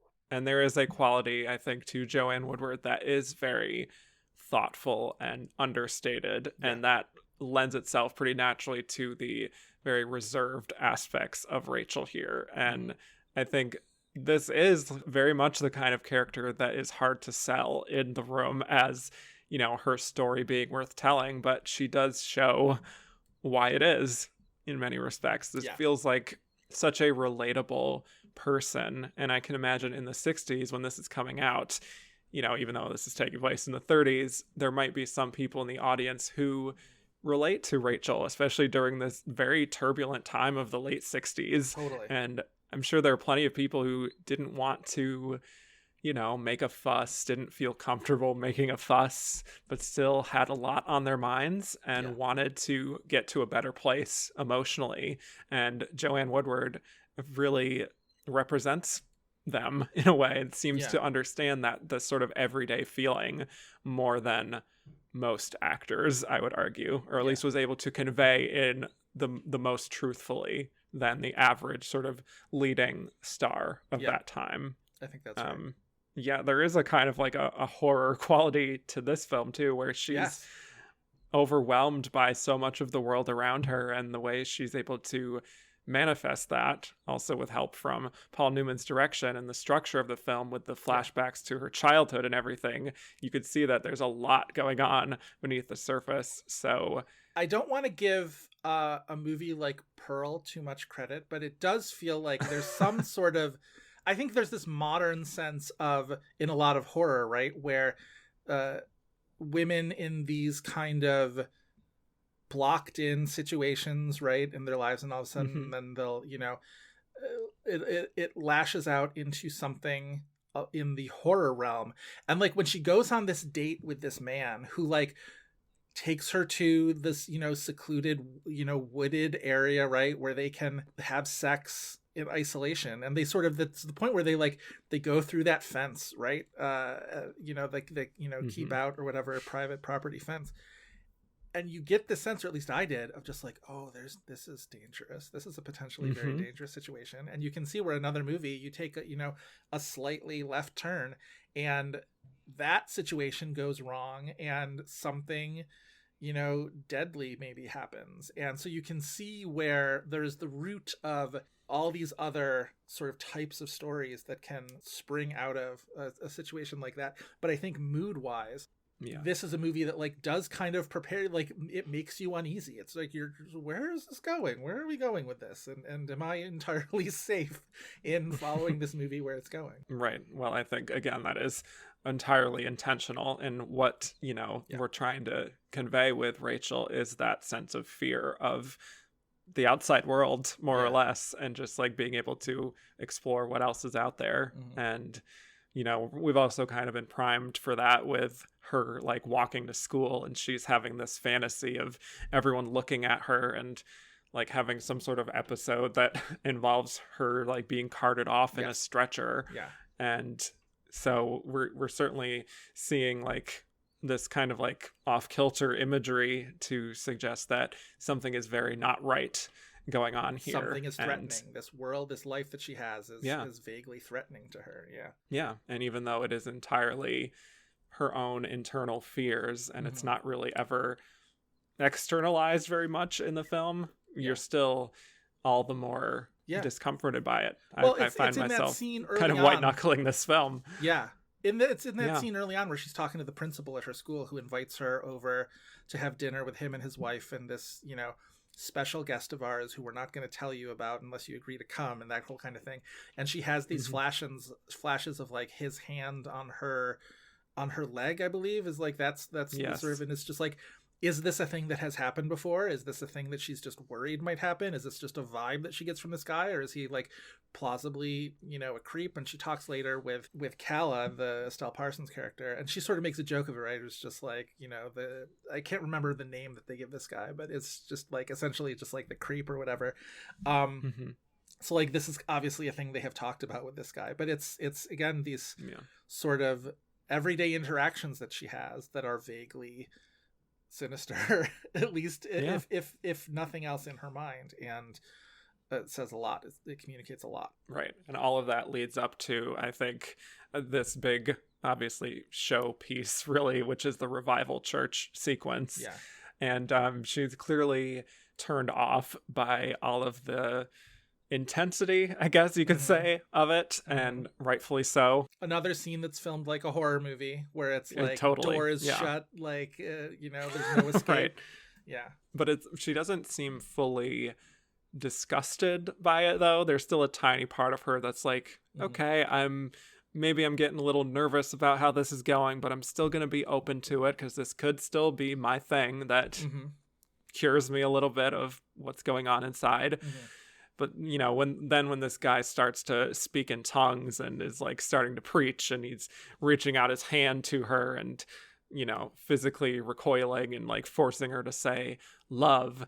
And I feel like she really registers just how resistant she is to this whole endeavor, and just by the very idea of opening herself up, because she's so closed herself off at this point from the world. And it all escalates in this very uncomfortable, almost mother-esque sequence, mother exclamation point, of just like being so overwhelmed by all the people around her. And like you see all the sweat and like the discomfort. It's a lot. And then like her big reaction, like this big exhalation really of all this sort of like pent up stress. It's very palpable. And then, of course, leading to another stressful situation with Estelle Parsons outside. We so much. Talk about that. So, like, Estelle Parsons is also nominated this year. She had won the previous year for Bonnie and Clyde. She had won the Oscar. Speaking of Afterglow, yeah. I don't dislike that performance. I think she's quite good in that. It is a little bit of a puzzling Oscar win. I think if she wins, obviously the context of 1968 is Ruth Gordon wins for Rosemary's Baby, and like that's a great win. I don't think I ever take that away. Yeah. But I think in a vacuum, I think Estelle Parsons is much more impressive in Rachel than I agree. In Bonnie and Clyde. And maybe I can just sort of like mentally just like, oh yeah, she's an Oscar winner probably for Rachel. Who's to say? I'm not going to look it up. It's like from the same time period. Right, you know? exactly. She's really, really, really fantastic in this movie. It's sort of, you at the beginning you feel like, oh, she's the best friend, right? She's going to be the sounding board, and she's going to, try and help her through this, but like she's got her own stuff going on. She is also in this kind of same boat, right? Same age and not married and trying to find, she seems to have found this church thing to give her life purpose, even though you don't really buy it when she talks about it, right? You're a little bit skeptical when she talks about it. It's just like, is this really something you're really into, or is this just something you want to be into and you want to get your best friend into so that she can be there with you? And then that moment, like you say, after Rachel sort of escapes this church scenario and Calla tries to calm her down essentially and ends up kissing her in a way where like in that moment you realize that like, oh, Calla wants to do this and maybe has wanted to do this for quite a while, and you don't quite know how long Calla has realized that. Maybe this is a thing that she's realizing for the first time, although I don't quite think so. I feel like she's at least had some sense of herself for a little bit, because it does feel like her reaction to that is, oh God, I've let it slip, and Rachel's reaction to it is she doesn't know how to respond to it. She's weirded out and she runs away, and then you're sort of devastated because it's like, oh, your one positive relationship actually like in this life, and now it has soured because Rachel was unable to sort of navigate this uncomfortable situation. And you get the sense, even when they sort of like reconnect or whatever, that it's never quite going to be the same, because now there's this truth that is now out on the table that can't be pulled back. But I think Estelle Parsons plays that scene so well, just so well. I think she's really fantastic. Right. Yeah. And I mean, I think contextually, even though we don't have overt mention of it, the fact that Rachel is unmarried at 30, hasn't really gone out with other people, like, you can understand why Calla would 100%. Be like, oh, maybe all the signals are there. All the, exactly. Yeah. Maybe it's like, I know what you are in a way. Right. It's very, again, I'm going to bring up The Hours for the third time in this podcast. It's very Kitty and Laura Brown in the kitchen, right? Yes, where it's like, definitely. Oh, you're dissatisfied with your life, and I'm, talking a little bit sort of condescendingly about my husband, and maybe we're communicating these feelings, and we're both sort of scared, and we both don't quite know what our lives are in this moment, and that's this like magnetic pull that pulls the two of them into a kiss, and it's not entirely dissimilar to what we did in Rachel. And this is coming out in 1968, exactly. So that's what makes it even more God, I would have been obsessed with this movie in 1968. Like, honest to God, watching this the other day, I was like, oh wow, like my entire personality for at least a year would have been, I love Rachel. Yeah. That makes sense. It feels like I don't know why it feels like a kind of film Twitter thing that we would champion. Film Twitter would have been all fucking over this movie. They would have loved it. Yes. Yeah, exactly. God, Joanne Woodward. Paul Newman, Joanne Woodward. Can you imagine? Oh, yes. Yes, definitely. Oh, God. Yeah. But, the whole thing of her getting into this relationship after that with this guy, I wanted to pinpoint something in her performance here where I feel like even like when she's on this date and she seems to be having a good time, she has this kind of shy and very guarded demeanor even when she is having a good time. But what I love is that she doesn't make this character kind of pathetic, right? I feel like you really buy that she is just this person. It's not a movie star who is playing a dowdy, depressed, working class person. Right. And it's like, even when she is having these moments of seemingly happiness, like she is on this date or she's having sex for the first time or whatever it is, where she gets to have a little bit of happiness, there's still a part of her that is kind of clouded by what is largely going on with her in general. So I love that she is just so in this character from start to finish, and just we never really let up from that. Like Paul Newman doesn't give the audience a break. He really from doesn't. her being, you know, our viewpoint into this world. And and that's one of the reasons I think it is so ahead of its time, is that this feels so advanced in terms of really centering you in this uncomfortable feeling and not wanting to hold the audience's hand at all. Right. And the audience becomes an active participant in the movie in a way that doesn't always make them feel safe or great. And that definitely becomes more of a thing as you get into the ensuing, you know, decades in the movie. And, you know, this feels like a very, I know it's a Warner Brothers film, but it feels very like early independent film in its style and in its vibe and in its conception. Definitely. Yeah. And, you know, later on when she goes to the funeral home that her father used to own, I think that's where you really see her training, I think, in the method coming into play of just really recalling those past traumas, to bring that up again. You know, a lot of trauma going on in this lineup. But you know, asking the new owner what would happen if he had to embalm a mother who died with a child in her womb, and just kind of just like saying that offhand, and he's not like, even... why would you say that? I like, don't ever say that again, essentially. Like, I was just really struck by how much she never really feels like, okay, this is going to be my big moment, you know. She never is really punctuating any of her moments really throughout the whole film, and that's what makes it feel so discomforting, I guess. It's that feeling of like, she's just being herself. There's very little artificiality to this. This isn't, I don't even know what I would pinpoint as the Oscar scene, quote unquote. I was thinking about that earlier. I was like, what would that even be? And like, I'm not entirely sure. I guess maybe it's something towards the end where she's talking to her mom and saying, I'm going to Portland, or going to Oregon rather. Ahead of her time, a woman going to Portland to you know, start a newer and to reinvent perhaps her life, more bohemian life. Exactly. Definitely. Yeah, this is a remarkable performance, and I definitely urge people who have not seen Rachel, who are listening, please watch it. It might just become your new obsession. It's on like, VOD, right? I believe I think I paid to rent it. It's on VOD on Apple or worth it. Amazon. Definitely worth it. Okay, shall we do it? Shall we get to our big winners? Yes. All right. Well, how about this? Since you are the guest, I will say, what would you like to start with, Barbra or Katharine? Let's do Barbra first. Okay.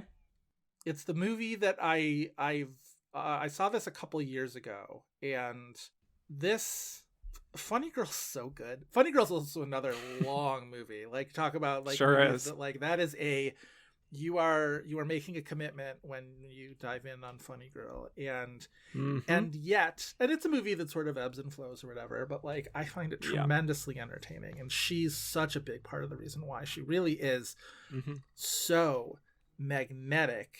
And obviously playing Fanny Brice, that's the dossier, right? Like that's the mission statement, is you're playing this sort of undeniably magnetic performer. It's amazing how much of the Barbra mythos is in this character. And I wonder, like, you wonder about like this star, building the star persona, right? And with this being her first movie, how much of that star persona was this fusion of Barbra Streisand as she existed and Fanny Brice, the role she was playing?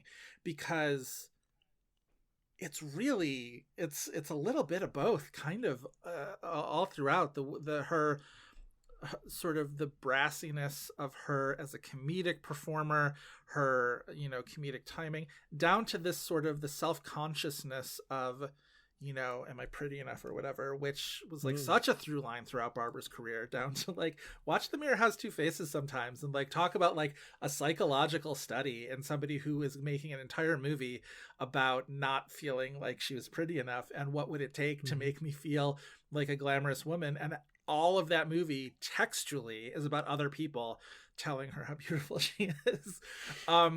Yeah. And like, no shade, like Mirror Has Two Faces is a fascinating movie, but so much of this Fanny Bryce character, who's a real person, you know, that's the other thing, is like, it's not like this is a fictional character who Barbra is sort of making her own. This was an actual real life person.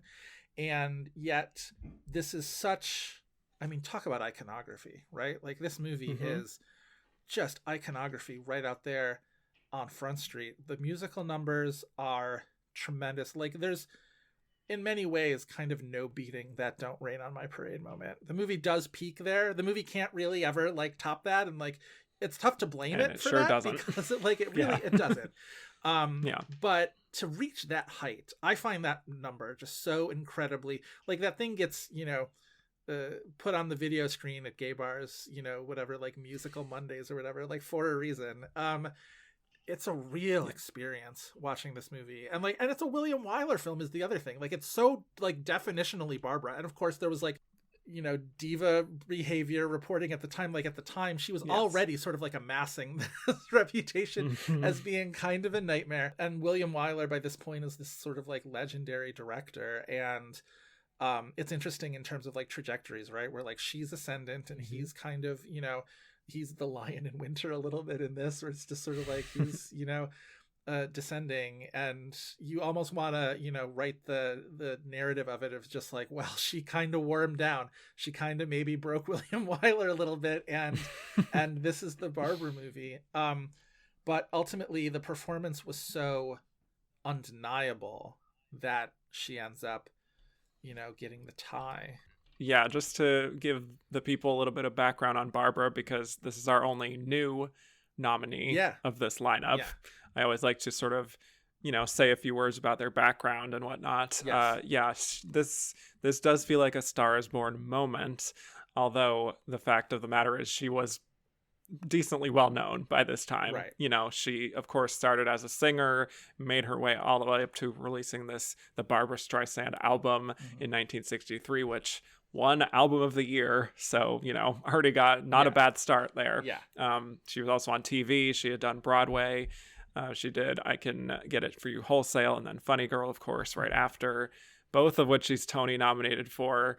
You know, she'd done multiple TV specials, so yeah, she was not a discovery. Right. She had a fan base, and she had that 1 in a million voice. Yes. And so yeah, when it was announced that she was gonna do this, she was the only person. It truly could not be anyone else. Although I did find it funny, because I have said this many times on this show during this era, the studios wanted Shirley MacLaine to play it. What a different movie truly, that ends up being. What an absolutely different movie that is. Yeah. Yes. And Shirley MacLaine basically laughed it off and was like, that is absolutely not me. Barbra should do it. And Barbra was like, I agree, I should do it.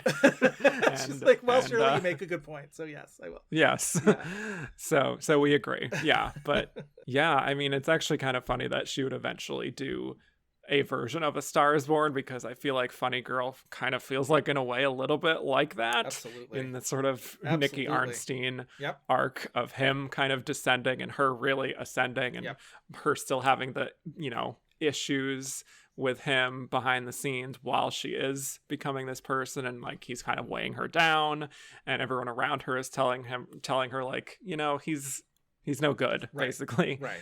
And she's just like, yeah, but also he's my man, ultimately, at the end of the day. And that's just kind of what it is. So that can be what makes the second half a little unsatisfying compared to the first act, because the first act is just like all Barbra singing, dancing, triple threading, just like putting everything on the screen and showing why she was the greatest star, as they say in the song.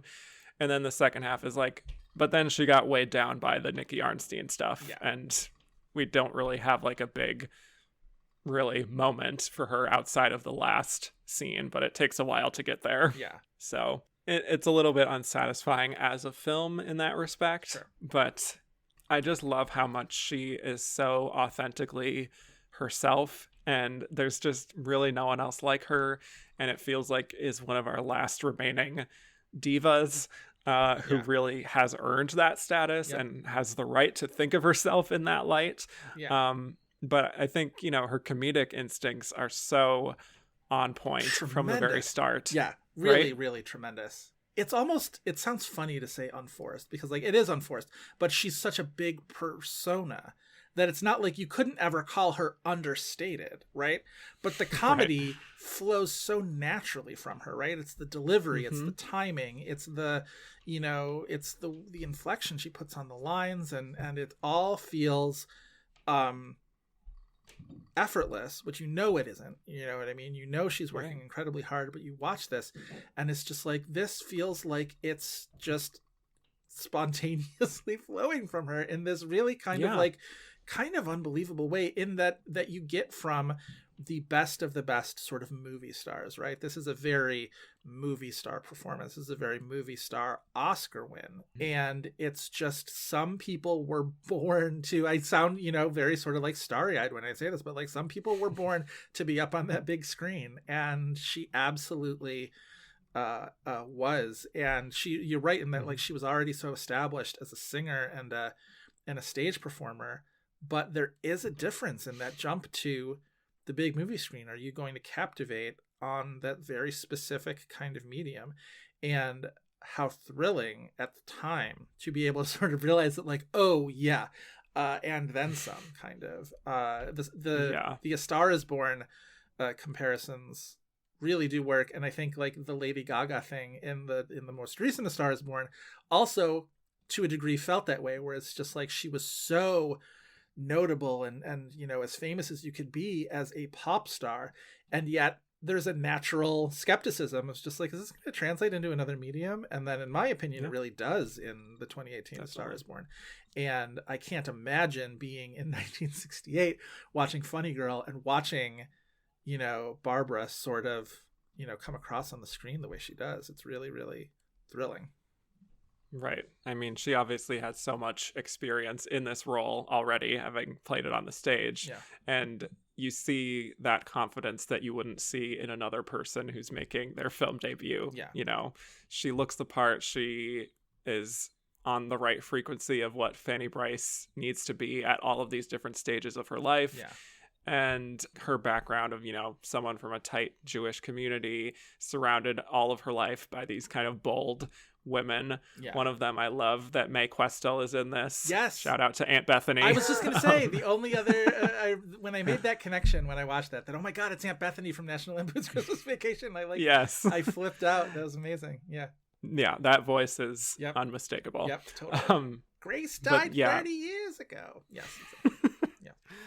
What an icon. Yes. But yes, all of them, you know, being there, kind of shaping her into the kind of person she is today, but also showing that she is not the classic sort of waspy conventional beauty either, and how that can sometimes shape how she considers herself and her own worth. And she can be the sort of class clown type when she's with the troupe, with the Ziegfeld Follies. Right. But, you know, and she can totally just own the room even when she's back home. But when it comes to relationships and dealing with men, there is an insecurity there. And she captures all of that, and she manages to give that balance of someone who stands out in a crowd, who is exceedingly gifted on a musical level and on a comedy level, but isn't, for me, so untouchable that you don't want to root for her at the same time. And to do that in your film debut, even having performed it on the stage, cannot imagine that is easy, to balance all of those things. Like, this could have been very over the top and very hammy and very stagey. It's obviously a big character, but she's never one note. No. You know, you get the sense that she has thought about every single line and word and arc of the film, an arc of a scene, because she's done it so many times that it is just second nature for her. But you don't see the forcefulness, or you don't see it as like her intentionally like making the mental calculations to be like, okay, this is when I drop in a funny little reference here and whatnot. And it's just like you said, unforced. It's kind of amazing watching her accepting the Oscar for this. And she's very nervous, very clearly she's nervous and reticent and, you know, very much not the brassy screen presence that she is. And whether that, you know, whether that's a little bit of a performance too, you don't quite know, but it's just like it's fascinating to see her in this. It's not an unguarded moment, but it's a little bit of an unsure moment when she's, you know, accepting this, and she's, you know, incredibly gracious. And but she's obviously somebody who has battled with things like, I don't know, I mean, I'm not going to like armchair diagnose anybody, and I know she's talked about it before, and I don't want to like misspeak, but just like, you know, anxiety and shyness in a way that probably expresses itself in different ways. And, you know, you can be sort of an anxious and, you know, ultimately shy person while also being an incredibly forceful performer and being an incredibly forceful director, right? And forceful filmmaker. Like her, you know, her reputation as being this kind of perfectionist. I don't think that necessarily, you know, runs counter to one another, that you can be all of those things at once. I think that's part of what makes her this like fascinating celebrity, right? The, you know, the control, lack of a better term, control freak, you know, nature of it, while also being this like naturally sort of like spontaneously gifted performer. Definitely. And I think, you know, with the Oscar speech, that feels like something that is so bigger than her that I can understand why she would feel a little bit like this isn't something I can fully control. And that's probably what is providing that nervousness there. Yeah. But I also wanted to get your take on just the Nikki Arnstein of it all, which I think she does. I personally think that she sells that relationship very well, and just showing how much she just has always felt like the outcast sort of misfit who is confident in certain respects, but not as much when it comes to love. And a lot has been said about just the not so great dynamic here between the two of them. Yeah. But what do you make of that whole aspect of it? It's sort of telling, right? That like at least a lot of the big numbers in this movie are about their relationship, but in a way that it's about her, right? Yes. You know, Sadie, married lady, right? And even My Man, which is like My Man, the title of it is about him, but that is a song about how she is going to handle this, you know, this relationship. And Don't Rain on My Parade is like the big, you know, she's heading, you know, hey, Mr. Arnstein, she's ready, you know what I mean? She's going to go and she's going to go claim her man. And yet this is a song about this, you know, her sense of determination, right? And I think that's very, very telling, in that this is a movie that maybe sets itself up to be this great dynamic romance. And yet the takeaway from it is, man, that Fanny Brice, that Barbra Streisand, just like an undeniable force of nature. And maybe there isn't room for him in our appreciation of it. But I also think like it is where the movie sort of expresses its weakness. It's not a relationship you root for too terribly. You're rooting for her. You're not rooting for them. You are rooting for her. And I think that's ultimately fine. This is a movie called Funny Girl, not Funny Girl and her, you know, romantic interest.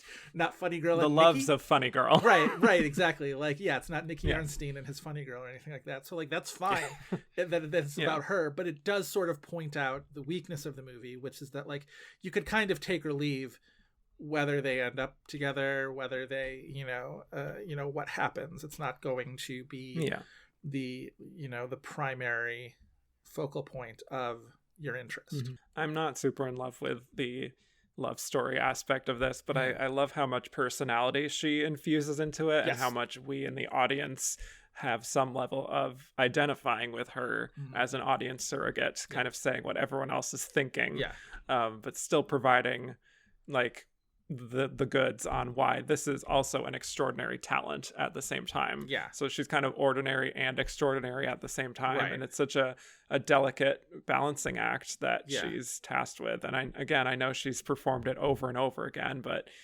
she is really able to adapt her style to film without really, from what I understand, really sacrificing any of the boldness or the sort of brassiness of her stage performance. Yeah. But then in those more subtle moments, like when she's talking with him at the lobster place, shack, wherever that is, right, she's showing her dramatic chops there too, and really doing as much as she can to sell the romance. Yes. Like when he tells her that, you know, he loves her, and then her relief at that, but also her disbelief. Really well done in those sort of kind of subtle grace notes. Yeah. I think ultimately that's what makes the casting of Omar Sharif in the role pretty effective, and that like you need at least a presence to fill the other half of that screen when that relationship is sort of taking a center stage. That you know, you can imagine so many other stars who she just like fully blow off of the screen, whereas at least Sharif holds space in a way that you can see why Fanny would be so, you know, attracted to him at the beginning of it, and why, you know, she can't sort of, you know, fully shake him. And that makes sense, right? It's just because, well, yes, it is Omar Sharif after all. So yeah, of course. Yeah. But then, you know, as we get towards the end, you're seeing how even deep down, I think she knows that there are problems here. And she thinks, like, you know, he's a man, he's responsible for himself, and he has his own choices and whatnot. But the reality is he has an addiction. And quite frankly, he doesn't really deserve her at the end of the day. But, you know, she doesn't recognize that, and she would never say that. And it's only frustrating to us in the audience because we do see that, I think. But it does make sense, especially in the way that she's playing it, that she just has so much loyalty to him because he saw her from the start for her beauty, for her talent. And it's hard to let go of someone like that who is that kind of foundational. So it's almost like you're watching the other side of a different kind of movie. You could very easily see somebody making a movie about a kind of charming scoundrel, right? A charming scoundrel who gets caught up in these financial schemes, and he owes people money, and he's got a, you know, whatnot. And she is this sort of larger than life, you know, girlfriend, wife figure who he has to placate and you know, keep happy and whatnot. And this almost feels like, well, what if we made a movie about her? Wouldn't that be interesting? And then it's just like, and this feels what like if there was a funny girl, right? There's a funny girl. This feels like the kind of the end result of all of these times where we're watching a movie and just be like, I would rather be paying attention to her. And exactly. And boy, do we in this movie.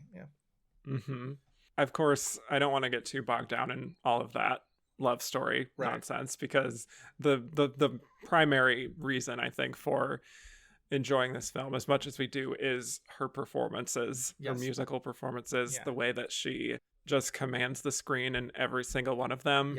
You know, obviously the one where she's the greatest star, like all of the different tempos of that song, and just like being so in control even through all that, and having her little, you know, asides and references and everything. It's so specific and such a joy. And then you have obviously the ballads, things like People, which is just like this huge diva powerhouse moment. People's one of those songs where, and it did become sort of like a punchline sort of later on, right? Like, you know, people who need people are the luckiest people in the world. What does that even mean? You know, one of those kind of things. It's on paper, it does seem slightly ridiculous. And yet you watch her perform it in context, and it's just like, oh, well, I get it. Like, you know what I mean? I get it. It becomes this, you know, sort of song of longing, and it's great. And then, of course, as you mentioned, Don't Rain on My Parade. It's just, not even kidding, like every time I watch that in context, out of context, by the end of that film, when she's crescendo, or that scene when she's crescendoing, full body chills. Oh, it doesn't even matter the context. Wherever you are listening to that song, you are emotionally on that tugboat, and you are, you know, the camera is pulling back, and you are the center of the universe, right? Like, that is truly, it's great. It's incredible. And then My Man at the end, I'm glad that we have that song, even if I don't love the sentiment. Right, exactly. That's the thing. You almost like you blow right past that, and it's just like, but the song, but the performance, it's so good. Yeah, The drama of it, yes, and the sort of all in black and everything. It's just, she just gets so many showcase moments, and she is always up to the task and exceeding the task every single time. And you know what? If she did demand perfection behind the scenes, and this is the result, then good for her, honestly. Exactly. Yes. So it's an iconic performance for a reason. And I'm so glad that things happened in the way that they did with the Academy president, foreshadowing for our discussion she was able to actually win this, because if things didn't go the right way, this would have been an Oscar losing performance. And I don't want to live in that reality. Exactly. It's much better that it worked out this way. Yeah. So let's move on to our other winner, Katharine Hepburn, in The Lion in Winter. Or as Ingrid Bergman would say, Lion in the Winter. Lion in the Winter. Okay. Yes, exactly. Yes. So this is her 11th Oscar nomination. It's just like such a difference with like Barbra Streisand making her film debut, Katharine Hepburn breaking the record that was set by Bette Davis, which I'm sure Bette Davis was not particularly thrilled with. But Katharine is the defending champion, and she is still riding off this wave of sympathy after the death of Spencer Tracy. And here she has this role where we are seeing her in a whole new light, really challenging herself even further with this adaptation of The Lion in Winter, which is based on a play, another based on a play here. And it tells the story of King Henry II of England and his wife Eleanor of Aquitaine, as they're both advocating for different sons to be the heir to the throne. Eleanor, played by Katharine Hepburn, has been imprisoned and more or less exiled by the king for plotting against him, but she is freed for the Christmas celebrations, over which time the family squabbles and tries to position themselves further into power, you could say. Most of the film, we should also mention, is fictionalized and heavily dramatized, but it has the bones of being based in a true story, but not really. Right. The conversations are not real by any stretch. Yeah. At this point, we're 800 years on, and we are fully in artistic license territory. Yeah. Yes. Either way, it's a fun time at the movies. So, thoughts here on the great Katharine Hepburn and her third Oscar-winning performance here, making history. I mean, what a picture, right? You know what I mean? Like, what a movie. Picture. It's fascinating to think about, because I watched Guess Who's Coming to Dinner for the first time a couple of years ago. I think it was like early pandemic, one of those what am I going to do with my afternoon kind of things that I'm going to watch Guess Who's Coming to Dinner. You understand why she won. That is a movie where she sort of holds that's her gravitas sort of like coming to play, right? You have to you cast her to sort of hold the center of that. She gets probably one. That's a movie with an Oscar clip moment, right, where she's making the case to her husband, and it doesn't surprise me that she won, but like it's funny that like that is a movie where she's often in the backseat of that movie, and she has that like one really big moment, whereas Lion in Winter, she comes in and it's like 12 of those. Guns you know what I mean? It's just like every 3 minutes there's another one of those. There's obviously even just from this is also a movie that like knows what it has in its stars, right? Especially in O'Toole and Hepburn. She arrives on this like gondola boat, right, where it's just sort of like over the lake, and she's her entrance, it's like Lady Gaga coming into Venice. Honestly, yes. Truly. And so like this movie knows what it has on its hands, and just her and Peter O'Toole's sort of interactions with each other, where they're sort of cheerful enemies, right, where they know that there's this like long, I imagine their love for each other has probably gone away, but their enthusiasm for being in each other's lives has not. They really relish having each other as a foil, and they can like go at each other with abandon in a way that they both find very exhilarating. But she has just a dozen or more like really fantastic scenes of, where she really gets to go big. She's in front of the mirror and she's, lamenting, essentially like didn't get him this time and one another year, it'll be 4 more seasons and we'll go for it again. The scene with her and Anthony Hopkins as Richard, where she's trying to, the only thing I have left in this life is to see you on the throne. And the scene where it's her and the 3 boys together in sort of like locked in the room together, and Richard and John are going at each other with their knives, and she's like, yes, we all have knives, it's 1183 and we're barbarians, we all have knives.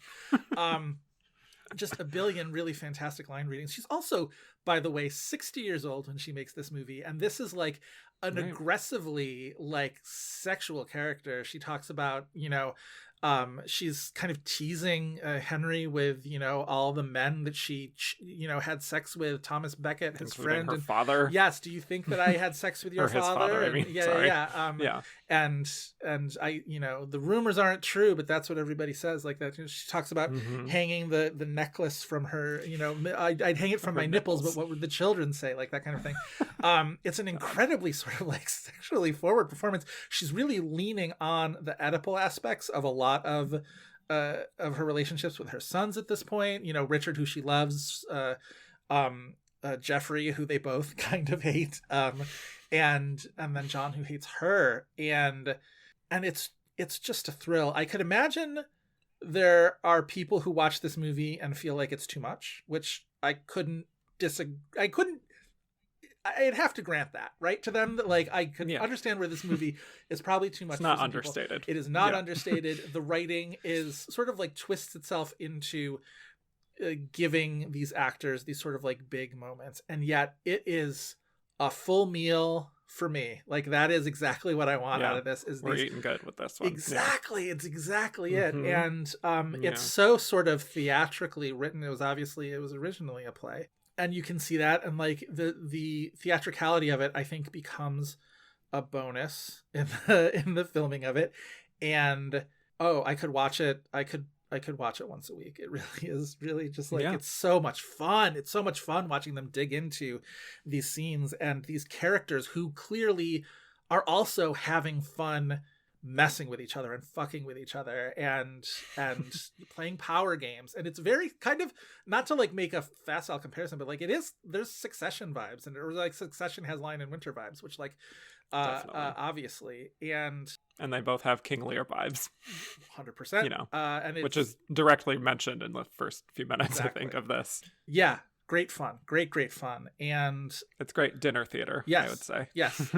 And I'm really glad that she was sort of again, like it didn't sound like it took a ton of coaxing to get her to do this movie, but what a great sort of repartee she and Peter O'Toole have with each other in this, just incredible. Like back and forth, and it's really, really fun.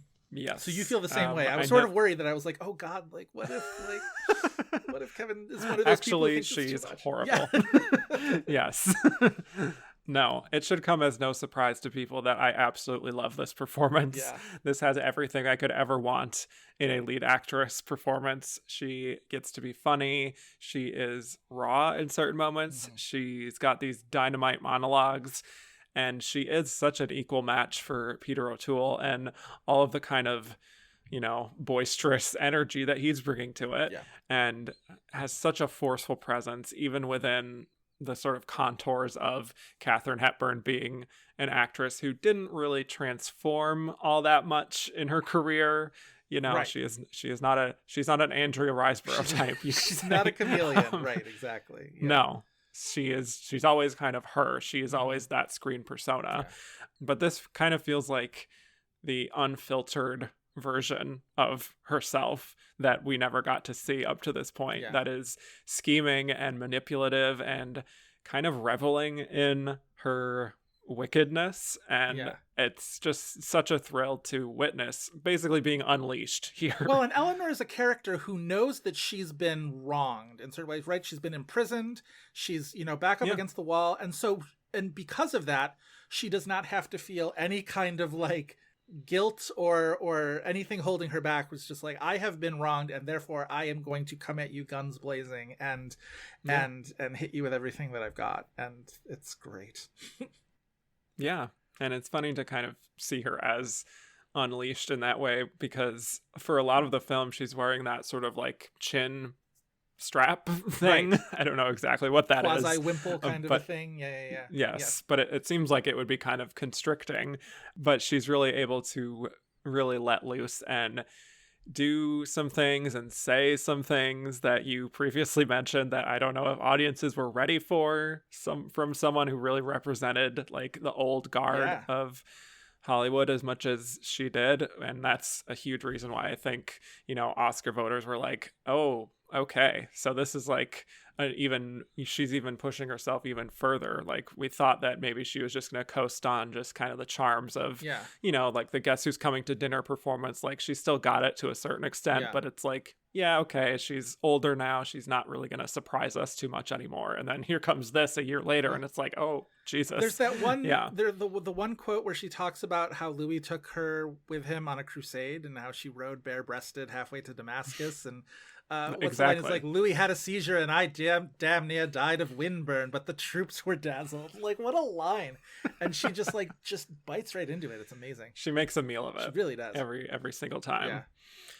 I mean, yeah, like even in coming in on the boat and just like smiling and the majestic music is playing. Yeah. I'm just like watching this scene in the beginning. I'm like, this is just the height of cinema right here. You It's just also, like Katharine coming in on a boat. Yeah. Can I tell you also, I watched this movie for the first time when I was in 10th grade in class at our European history class in 10th grade at my like all boys Catholic school that was like taught by a Franciscan priest. And it was wild watching this like at the time too, where it's just like, oh, like we're, you know, this is, and it's not like this like wildly explicit movie, but was my first exposure to Katharine Hepburn, and like what I imagine it affected me differently than the other boys. But I remember just watching that, just being like so dazzled by her, and like what a performance.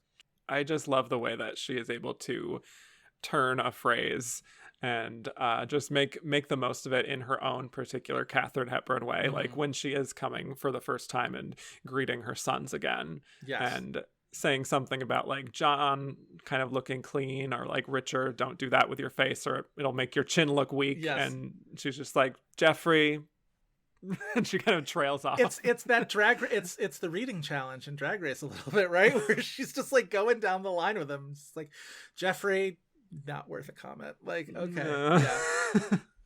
And then even like a little bit after that being like, I don't much like our children. Yes. Which is very, very like Lucille Bluth. Yes.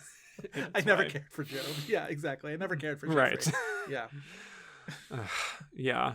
I also like, even as much as I love the quips, I love the moments where we get to see a little bit of that vulnerability of this character. Yeah. Like when she's talking alone with Henry about like how much she enjoys still being trotted out for these special occasions, and how on some level she does still respect Henry as her equal. And there's like this little twinkle in her eye, I think, that makes you believe that, even amid all of the kind of nasty quips and whatnot. It's just like, well, this is what I live for, you know? She talks about Louis in a way where she was, you know, with the King of France before, and she was clearly, he was not a match for her in that way, and like Henry is a match for her, and that like they can battle it out, they can fight it out, and he can get the best of her in a way that makes her then want to get the best of him. And there's that one scene, he sort of the most he ever sort of like gets won over. Like obviously she ends up, you know, heading back to, you know, her tower or whatever at the end. So like clearly she hasn't won this round.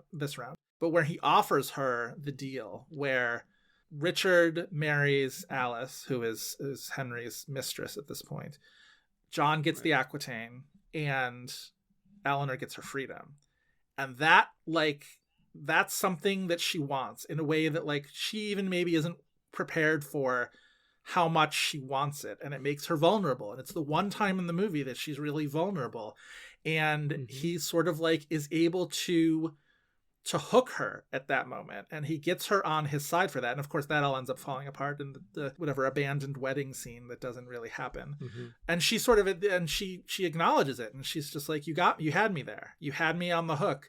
You dangled in front of me the one thing that I maybe didn't even realize how much I wanted it, which is my freedom. I want to get out of there. I want, you know, to be free to sort of do whatever. And it's that kind of, it's the chess moves between them, right? And it's like, that kind of thing is fascinating. What gets him? It's when she mentions his father, right? That gets his goat.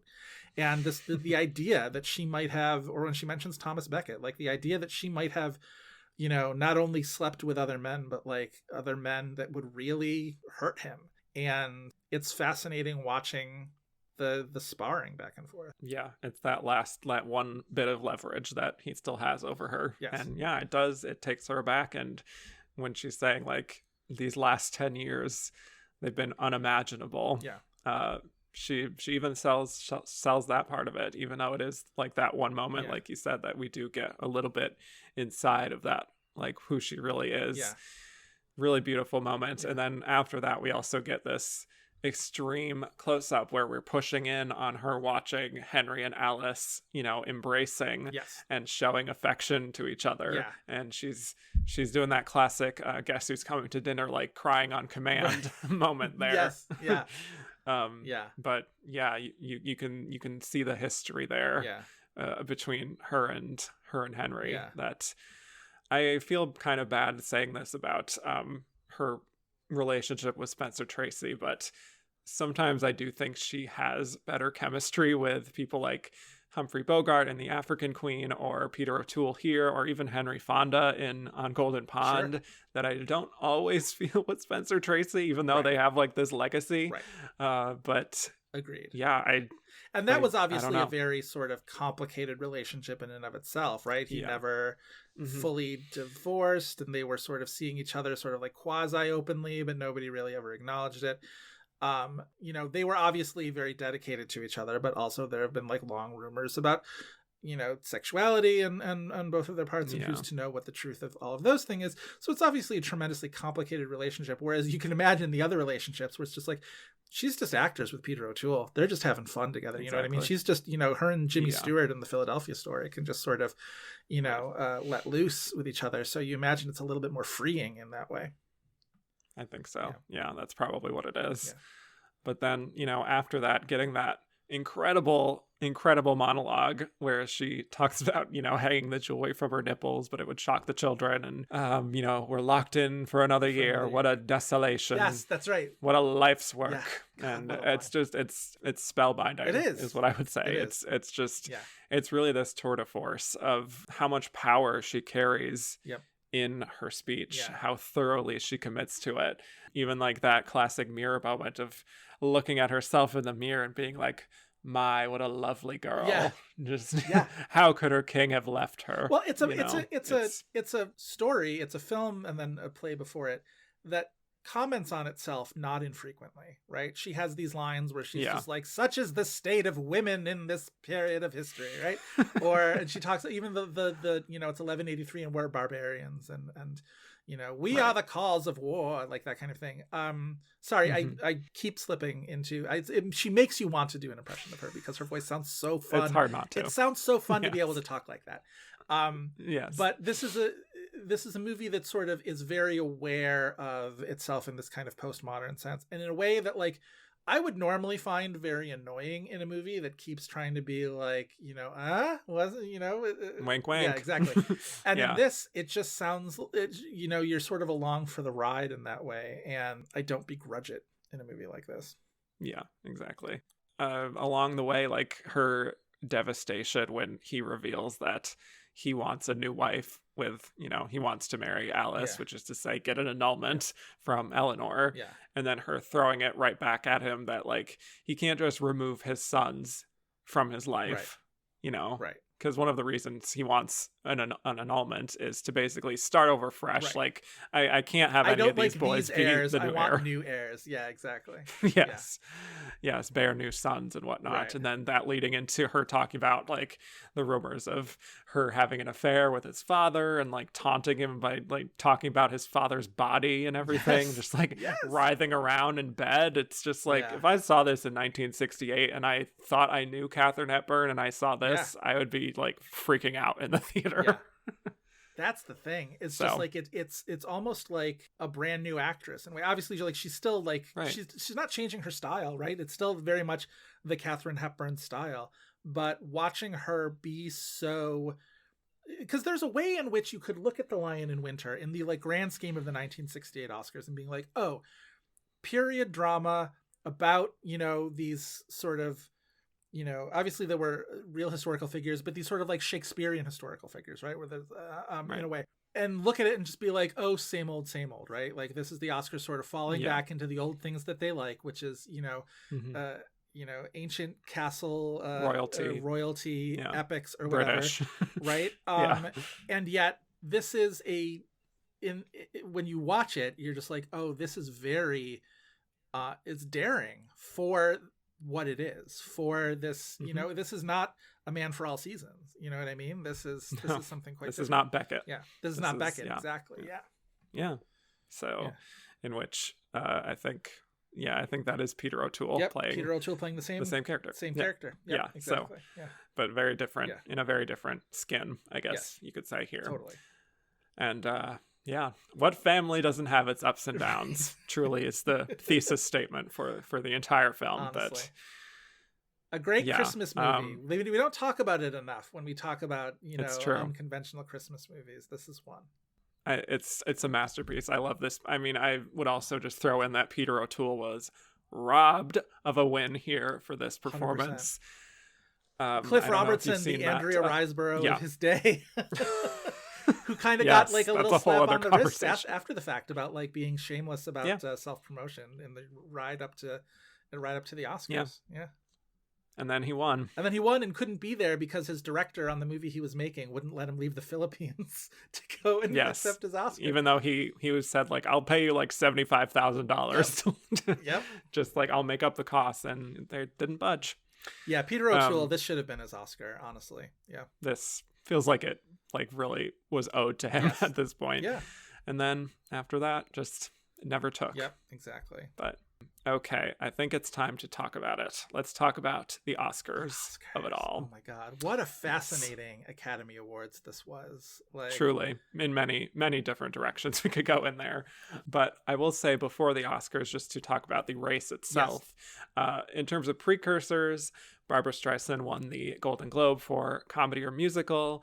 Katharine Hepburn would win the BAFTA for both Lion in Winter and Guess Who's Coming to Dinner, because it came out the same year. Joanne Woodward won the Golden Globe for drama and also the New York Film Critics Award, and Vanessa Redgrave won at the Cannes Film Festival. I don't think Patricia Neal was really nominated for anything here, so she kind of came in at the last minute a little bit. But yes, we have to talk about the Gregory Peck element of it here. President of the Academy at the time. And he was hoping to kind of freshen up the Academy in general by inviting new members. As is the case from time to restrictions. time. Yeah, exactly. Yeah. Restricting like who can vote. Like for those who haven't been in the business in a while, they could only vote on Best Picture, things like that. And one of the decisions was to invite Barbra Streisand to be a voting member of the Academy before Funny Girl had even come out. Before she'd ever been a movie star. Yeah, before she'd ever been a film actress. And it was controversial at the time. People were like, why are we jumping the gun? You know, this hasn't happened yet. At least wait till she's actually in the movie and, you know, maybe invite her next year. And his case was essentially just like, listen, she's going to be a movie star anyway. Like, what are we waiting for? Why not? You know, there's something of an idea of youth appeal here. There's something, an idea of, you know, freshening up the Academy. And how was he to know that it would be such a momentous decision? Because it was a tie. Like this is not a statistical tie. This is not a close enough and within a certain percentage point. It just becomes a tie. The Price Waterhouse representatives like were explicit. It was just like, this was an exact tie. So if Streisand is not a member of the Academy, one would assume she had voted for herself. And if she hadn't, Katharine Hepburn would have won by one vote. That's the other thing that fascinates me is if that had been a 1-vote margin, we would have never known that it was a 1-vote margin, right? Katharine Hepburn wins the Oscar and that's all to it. Has this ever happened before? What's the closest it's ever come? This is why they've got to let me into the vaults, and I will me too. Satisfy my curiosity. It would answer so many questions specifically for this podcast purposes. Obviously, I urge the Academy to be like, you know, let's go back to these, at least the first 20 years. Like, everyone who's been in these movies is gone. It should be like CIA files. After there's a certain date where they become declassified. I'm very much a proponent of truly this. Yeah. That's what you would do. Yep. You could maybe unveil it at the Academy 100th. Museum, right? You know, you declassify these documents, and there is a room at the Academy Museum that you have to like buy a ticket to like get access to. My God. And you go and look, and you. And what's stopping you from spreading the word on who it was? Exactly. You have to sign an NDA or something. I don't know. Well, at that point, you know, maybe it's just like that's, you know, they are public at that time. But like, yes, there should be a declassification process for Oscar totals, and make it completely, make it 80 years. You know what I mean? Whatever, make it like, you know, but give us something. Yes. Let's just talk about, first of all, why we think the both of them won. Not the fact that they tied, but the fact that they were able to win over these other three who did have their own compelling narratives, you could say. You know, Joanne Woodward having, you know, coming back after 11 years to get this nomination and doing something very, very, very dramatic and real and raw, and winning the Golden Globe, winning New York Film Critics, having that support. And then, you know, I was going to say Isadora Redgrave, but Vanessa Redgrave, you know, having this incredible Cannes performance that wins again, because she also won for Morgan a few years prior. So she's also this kind of critic's darling. And then Patricia Neal coming back from the stroke and everything. And, you know, I feel like all of these nominees had really strong narratives that if they won, you'd be like, 100%. Well, yeah, of course they won. 100%, But why these two? I mean, at some point you just sort of figure that the Academy votership is in the bag for Katharine Hepburn, and you know they love her so much, and justifiably so, and you know, I guess you just sort of take that as a given, right? That, you know, the Academy voters love Katharine Hepburn, so it's not, and if this is an actress they already love, giving a performance that is, I do wonder if like they're like, well, if we gave it to her for Guess Who's Coming to Dinner, and then she's now giving us this, how can we not give it to her for this? It's so, you know, it's so much more dynamic even. So clearly she has a huge pocket of fans and admirers in the Academy, so like that makes a ton of sense. With Barbra, that's also sort of this like tale as old as time, right? The new ingenue discovery, right? Like, again, like she's not a discovery in terms of a talent, but like as a film talent that you want to sort of recognize you know, there's a new member of the club. And I think Academy voters very often drift towards that. I don't think there was a particular, you know, drift away from any of the other ones. I think Patricia Neal probably had a pretty strong sentimental pull towards, you know, her for the comeback. I think there was probably we'll get into this, I guess, a little bit later, but there was probably a very strong pocket of like probably New York based people pulling for Joanne Woodward you know, the actor studio of it all. But looking at these five, and just in terms of like the types of performances, right? They're the two biggest performances in if best actress sometimes means most actress, then certainly these are the two who are giving you most actress. And the other thing is, it's fascinating that like 3 of the 5 were representing Best Picture nominees. Only Lion in Winter had the corresponding director nominee. Both Funny Girl and Rachel were picture nominees that did not get the corresponding Best Director nominees. But clearly, like, there was broad-based sort of enthusiasm for those movies in particular. If you liked Funny Girl enough to nominate it Best Picture, what is the reason you like Funny Girl that much? You know what I mean? It is Barbra, right? She is the movie. Right. She is the Catherine's movie. more sharing her movie, right? At the very least, she's sharing it with Peter O'Toole. But again, Academy loves Katharine Hepburn. So I do love the idea that the Academy voters didn't just sort of like, well, I guess it's going this way, we'll hop on the winning team. You know what I mean? Like sometimes you get that bandwagon thing of just like, well, it's going this way, might as well not throw my vote away. That it really kept it 50-50 the whole way, which is exciting.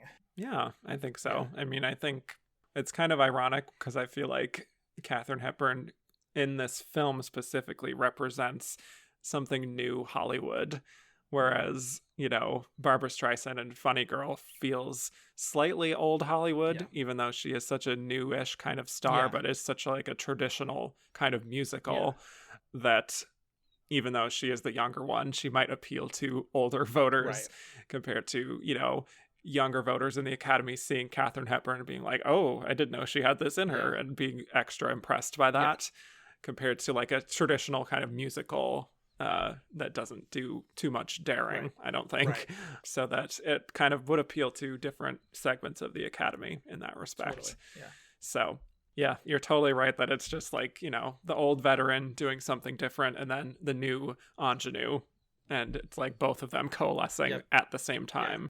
And I wouldn't have it any other way. I'm glad they tied. I'm not one of these people who hates ties. No. So well, certainly, and the fact that like, because to get a voting body that big to end up with an identical tie is there were 3,000 members at this time. Right. Like, it's so rare. Like, it's so, the odds are so much against that happening that like you have to honor that, right? You have to. Right. And, you know, 2 Oscars are better than 1. I don't know. I'm a big proponent of that. I like that there was a tie. Yeah. Maybe we'll explore more of this in some of the questions we got from Twitter. Okay. The people were hopping to really get us to talk about all different angles of this race. Fantastic. So let's just get right into it. Starting with Sophia Simonello, who said, is King Gregory Peck the most influential Academy president for your Best Actress series? And do you think Babs voted for herself? Absolutely. On she that did, 100%. Point. Yes. I have no doubt. I have no doubt about that. Yeah. I mean, Gregory Peck never said the words dick poop, but like other than that, it does feel like he is the most influential. Yeah. Like what Academy president made a decision that was so specifically influential in a specific race? Good for him. I also love that he kind of mandated that the nominees come to the ceremony. Yeah. Because it had been, you know, kind of like this a little bit relaxed rule in terms of like, you don't really have to attend the Oscars if you don't want to. And that's feels like half of the people never showed up. And now they're starting to show up because he made a concerted effort to be like, come to the ceremony. Obviously Katharine Hepburn did not, but but that's her deal. That's her prerogative. But I love having an actor of such stature care about it that much, right? To put to, you know, be that sort of forward about it and just be like, yeah, like these matter. Everybody should be here. We should care about, like, down to like making the decision to, I believe he was instrumental in the decision to hire Gower Champion, the great theater director, to produce this Oscars and to make it more, you know, entertaining, more accessible. This is the Oscars with the big dance off for the best costume nomination. Like this was the first one ever at the Dorothy Chandler Pavilion, and they had to set up that whole runway down the middle that because there was no other really intuitive way to get up to the stage. And it was an odd, like if you watch, like Frank Sinatra sort of presents the supporting actor nominees while like sitting at the end of the runway, just sort of like seated, and it's just like it's odd, but it's interesting, and they're trying new things. And yeah, they had 10 hosts. They had just this big group of Hollywood luminaries as the hosts. It all sounds like that kind of stemmed from Gregory Peck being like, let's do it big, let's do it right. Andrew Carden said, does Kate win this outright if she hadn't triumphed the year prior? And if so, does Babs perhaps win for The Way We Were? Oh, who's Babs up against for The Way We Were? That is the year that Glenda Jackson wins her second Oscar for A Touch of Class. Then, if Glenda Jackson's already won by that point, like maybe then there's momentum behind Barbra for The Way We Were. Yeah, I guess that makes sense, right? If Hepburn had been nominated for Guess Who's Coming to Dinner, didn't win, so there's already this sort of like, you know, groundswell of like, you know, Kate's back kind of a thing. It's not like she had like... It's been 35 years since we rewarded her. Exactly. And so if she comes close but doesn't win for Guess Who's Coming to Dinner, then the groundswell. Certainly it's enough to maybe swing a voter, which was all it would have taken. Yeah. So that's all it would take. Yeah, exactly. Christoph said, it's generally assumed Streisand only won because Gregory Peck made her an Academy member prematurely and she voted for herself, which she obviously did. However, do you think Katharine Hepburn voted for herself as well? Did she vote at all? That is a more interesting question, because if she doesn't, she had never cared enough to show up to the Oscars. But the reason why she never showed up to the Oscars, at least one time she at least said, was she doesn't want to have to be there if she loses and have to sit through it. So she clearly cares. So that to me says that she would have voted, and she would have voted for herself. So there's the temptation is there to be like, she never showed up, she never cared. But I think she did. And I'm going to say she did, and she voted for herself. Yeah. Yep. Yeah. Mark Brinkerhoff said, break the tie. Is Katharine Hepburn in The Lion in Winter or in Lion in the Winter? Listen, Ingrid had it both ways, and I think it slightly changes it, right? The Lion in Winter, you're centering the lion, and it's, you're centering the character of Henry, whereas Lion in the Winter is more important. It's the circumstances, it's the the chill that has passed between Eleanor and Henry, and it's two ways of looking at the same movie, and I support Ingrid Bergman for trying to open our consciousness in that way. Wow, her mind. Yeah. Exactly. I do think, I will say, Lion in the Winter does flow better. It does, I think. Well, particularly Lion in the accent. Winter. Yeah. Yes, yeah. Lion in the Winter, as opposed to The Lion in Winter. Exactly. It feels a little like, anyway. Yeah. Not to get too granular, but yes. Fritz said, if Lion and Guess Who's Coming to Dinner had been released in reversed order, would Kate still have won both times? There, I think I could make the case that she doesn't. You win for Lion in the Winter. And then Barbara kind of blows her off the screen a little bit. But again, there really is no accounting for that Academy enthusiasm for Katharine Hepburn, that she did win for her last 3 nominations, right? So there was, they loved her. But yeah, I think you could see a world in which Funny Girl versus Guess Who's Coming to Dinner, there's a little bit less of how can we deny Katharine Hepburn for that one. Exactly. Yeah, I agree. Sammy Flower said Katharine Hepburn becomes the first woman to win this award a record 3 times and only the second person to win 3 acting Oscars. Are there any other people up to this point, 1968, that you think should also have 3 or more Oscars?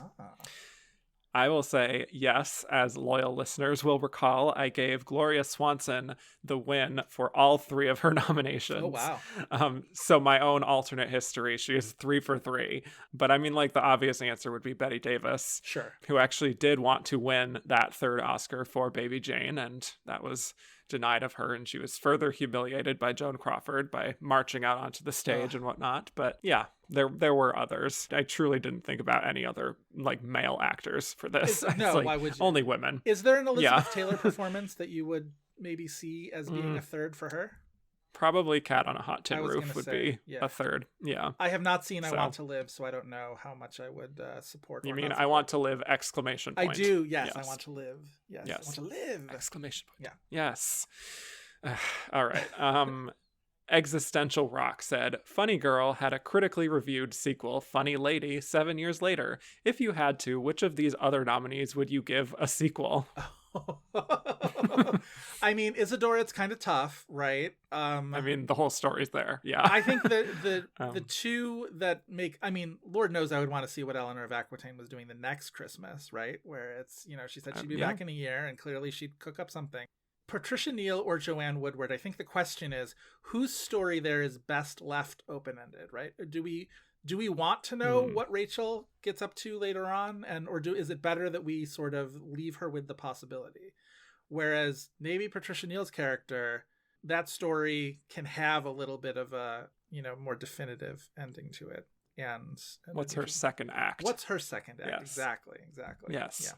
The subject was tulips, and she goes to Holland. Ooh. And she has a Mrs. Harris Goes to Paris kind of excursion in Holland, and that's the story. Wow. Yeah. What could have been? Yes. I mean, I think for me, I would just love to see, I would have loved to see a sequel to The Lion in Winter. Yeah, that'd be fun. It would be a new season, truly like Succession. I want to see what else they're up to next time. Yeah. All right. Mark Lamb said, if Streisand hadn't won, which future performance could have been an Oscar-winning role for her? The Way We Were, because she was nominated for it, obviously. Yeah.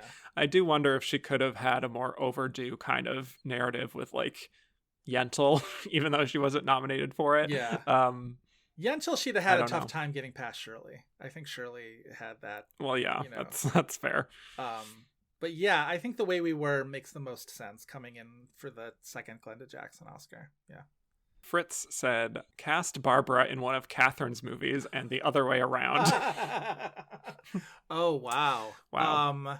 I guess a young Katharine Hepburn would probably have some fun with something like What's Up, Doc? She would have to be, that's a lot more sort of, that's a wackier character maybe than she's ever played before. I mean, obviously, Katharine Hepburn in The Guilt Trip would be a tremendous movie. Katharine Hepburn, opposite Seth Rogen. We all have wanted to see it all these years.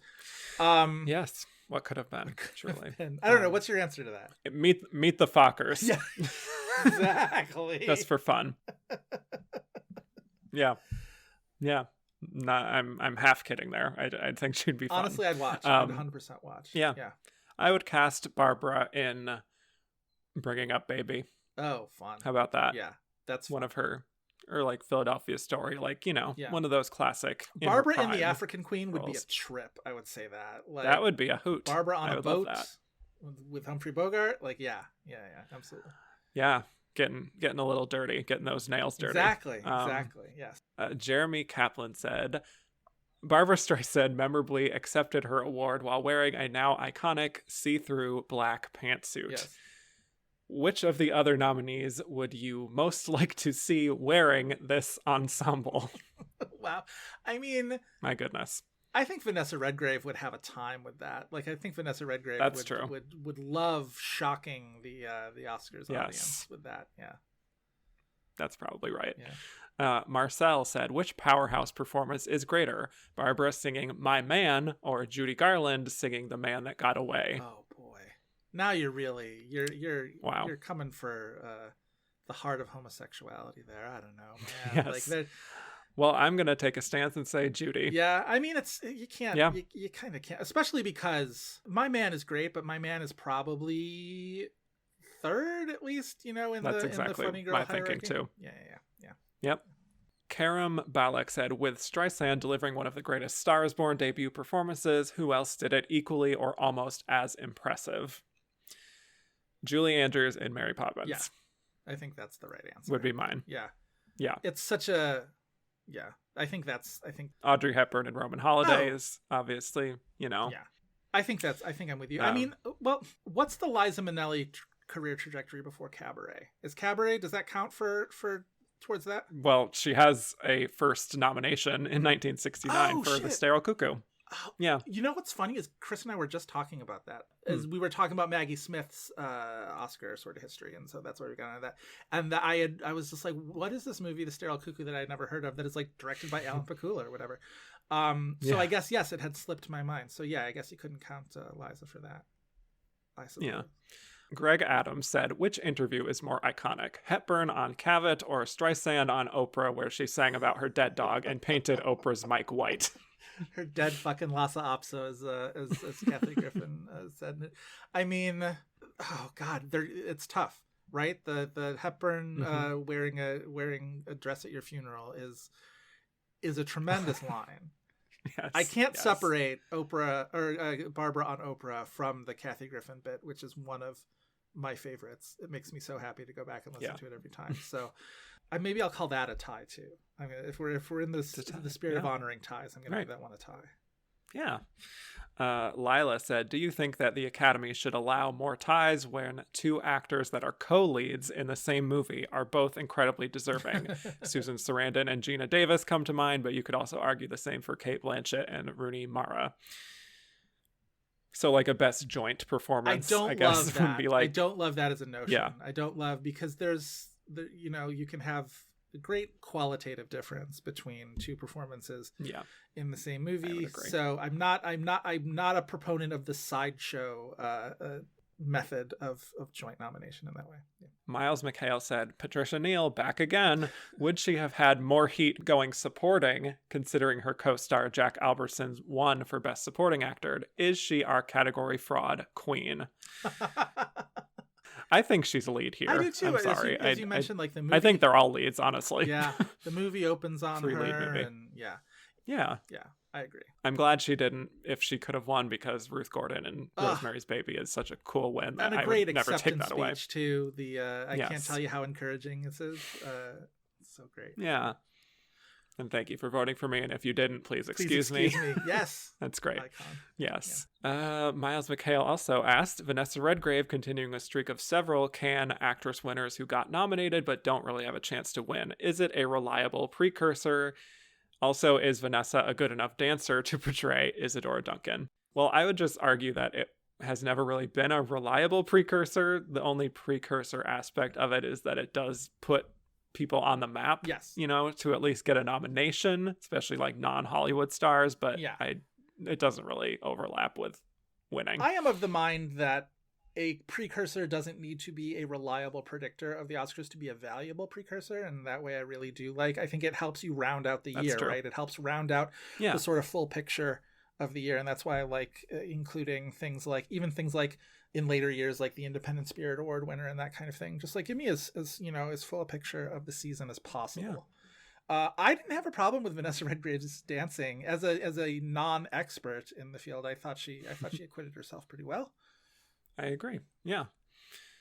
Sue Ellen Rossi said Vanessa's Isadora in a debate with Cate Blanchett's Lydia Tarr. Who wins? It's certainly. It's an interesting comparison although I don't think Lydia Tarr would have any patience for Isadora Duncan whatsoever. Like I feel like just absolutely not. Talk about, two artists that couldn't combine their vibes together very well. But certainly I think a Vanessa Redgrave in her prime playing a Lydia Tarr-esque character would have been thrilling. Definitely. Yeah. I would have loved to have seen that. Whoever wins, we lose. But honestly, probably whoever Lydia loses, we win.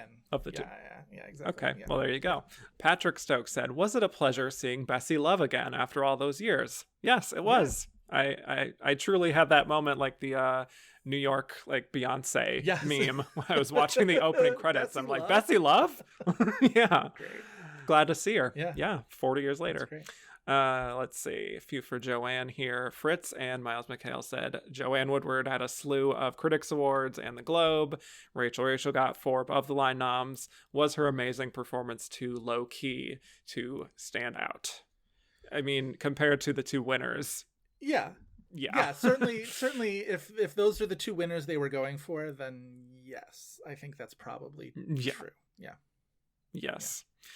Emily said, what scene in Rachel does Joanne say the most without uttering a single word? Oh boy, that's tough. I mean, there's so many to choose from.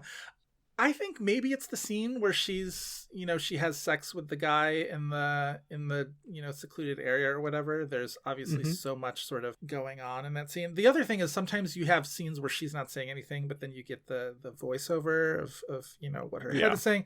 Well, now I'm going to have to watch the movie again and with an eye towards that and twist my arm to watch Rachel again because it's so good. Yes. I mean, she says a lot in the revival church scene. Yeah, I think just her like silently watching everything. That's the one. Yeah, you're right. Yep, navigating all that. Yeah.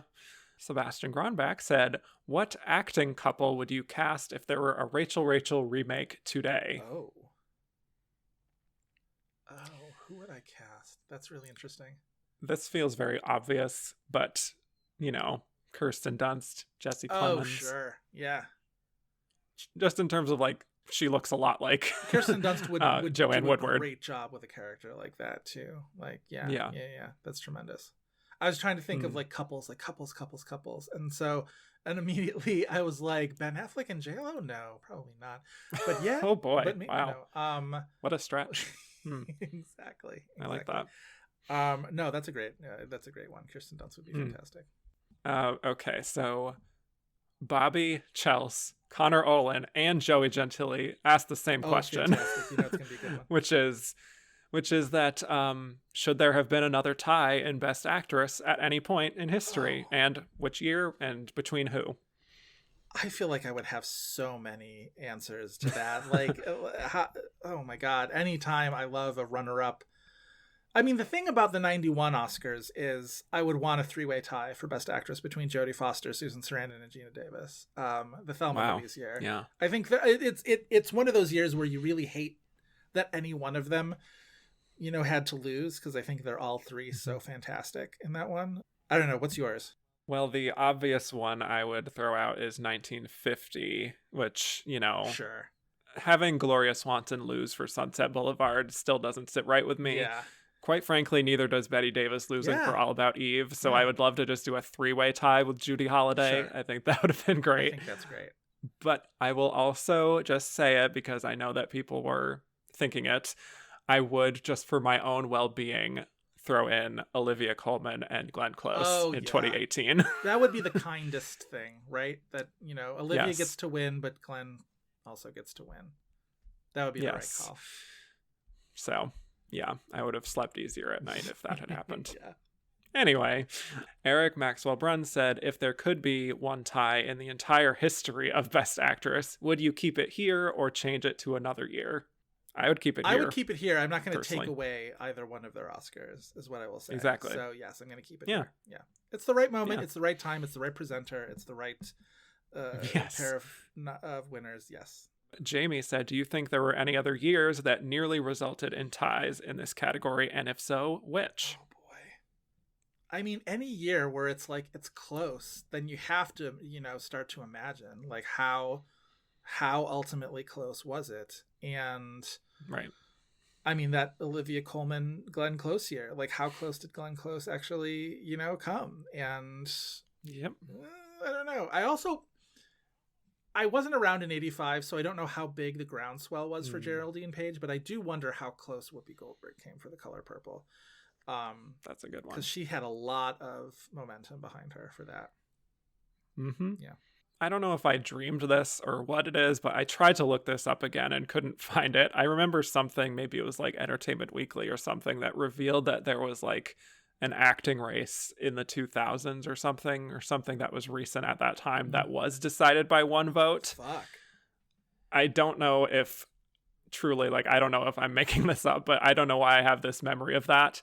And I also just kind of remember thinking that it might have been Marion Cotillard and Julie Christie. Oh, my immediate thought was Hilary Swank and Annette Bening in 1999, Boys Don't Cry, and American Beauty.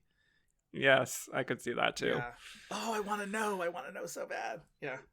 I know. Yeah. Like, I truly don't know why I had that kind of memory there, and I was trying to look it up and nothing was coming up, and I'm like, am I just delusional or something? I don't know. Yeah. Maybe I've just created my own alternate history that happened, but whatever. I think that was entirely possible, though. Okay, Matt Stillman said, a tie is unsatisfying. Come up with a tiebreaker procedure for the Academy to ensure only one winner. Wow. Wow. I think the only fair way is on the night of, you call Patricia Neal and Vanessa Redgrave and Joanne Woodward onto the stage, and they all have to vote. And the winner of that three-person voting panel is the winner of Best Actress. That's the most entertaining. That's powerful. Because you can't have like a physical challenge because, Hepburn's not there. So you can't have them like, this is true, try and build fire like on Survivor or something like that. Fire making challenge. Yeah, you can't do that because Kate's at home. Draw rocks. Exactly. Anthony Harvey's there drawing a rock for Kate. Something. A panel of super delegates get to show up and decide the win. Or have Gregory Peck have the Academy president decide the tie. That's your duty as the Academy president, is you are the tiebreaker. Yeah. Wow. Cheryl Boone Isaacs coming out to break the tie between Zero Dark 30 and Skyfall or whatever that one year. Wow. I think that was Mark Wahlberg who announced that. What a step down from Ingrid Bergman. Anyway. Seriously. Yeah. Okay, this is one that, like, I'm glad that you're here for, because this is super, like, nitty-gritty stuff here. Okay. Christoph said, if you were an Oscar announcer who gets to announce a tie, would you reveal both winners at the same time, or would you reveal the second winner only after the first winner had held their acceptance speech? I would absolutely go for the second option because it's more dramatic. Because then either they're waiting and the other four. It's crueler to the nominees, which is why I understand why they do it the other way. It's Sure. to, like, you rip the Band-Aid off all at once. You do get the moment, because if they were both in the room, then you would have gotten the moment of Streisand and Hepburn walking up to the stage together, which would have been cool. Yes. But I think if you live for drama, and who among us doesn't, I think you wait. I think you make them wait as long as possible for that second announcement. I think. My argument for the other side of it is that I just don't think it would be fair to the first person giving their speech, because everyone would just be thinking about who the other person was that tied. That is true. So I would just feel a little bad for the first person being like, yeah, but like, who's the other one? Is it? Like, I don't care who you're thanking right now. Like, whatever. Let's just get on with it. Yeah. No, that's a solid for that. point. That's a good point. It is certainly it's the kinder way to do it, for sure. Yeah. Yes. Chuck Ladovich said, I think 1968 begins perhaps the greatest streak of Best Actress winners ever, with 6 incredible worthy performances honored. Do you agree? Well, so that would be up to the Glenda Jackson second win in that case, in that frame that he's created there. I think in general it is. Yes. Like, I don't agree with that second Glenda Jackson win, but otherwise this is incredible. Like, you have Maggie Smith, you have Liza Minnelli, you have Jane Fonda. Like, and I mean, if you want to stretch it one more year, I think Ellen Burstyn's tremendous, and Alice doesn't live here anymore. I've seen neither of the Glenda Jackson movies, so that's something I need to catch up on. But yeah, Maggie Smith is great in Jean Brodie. And Liza in Cabaret is, one of my favorite, actually, probably a top 10 at least, Best Actress wins. Yeah. So, yeah, that's a good stretch. Kevin McQueen said, all of these actresses were famously part of celebrity power couples. Rank the power couples from most boring to coolest.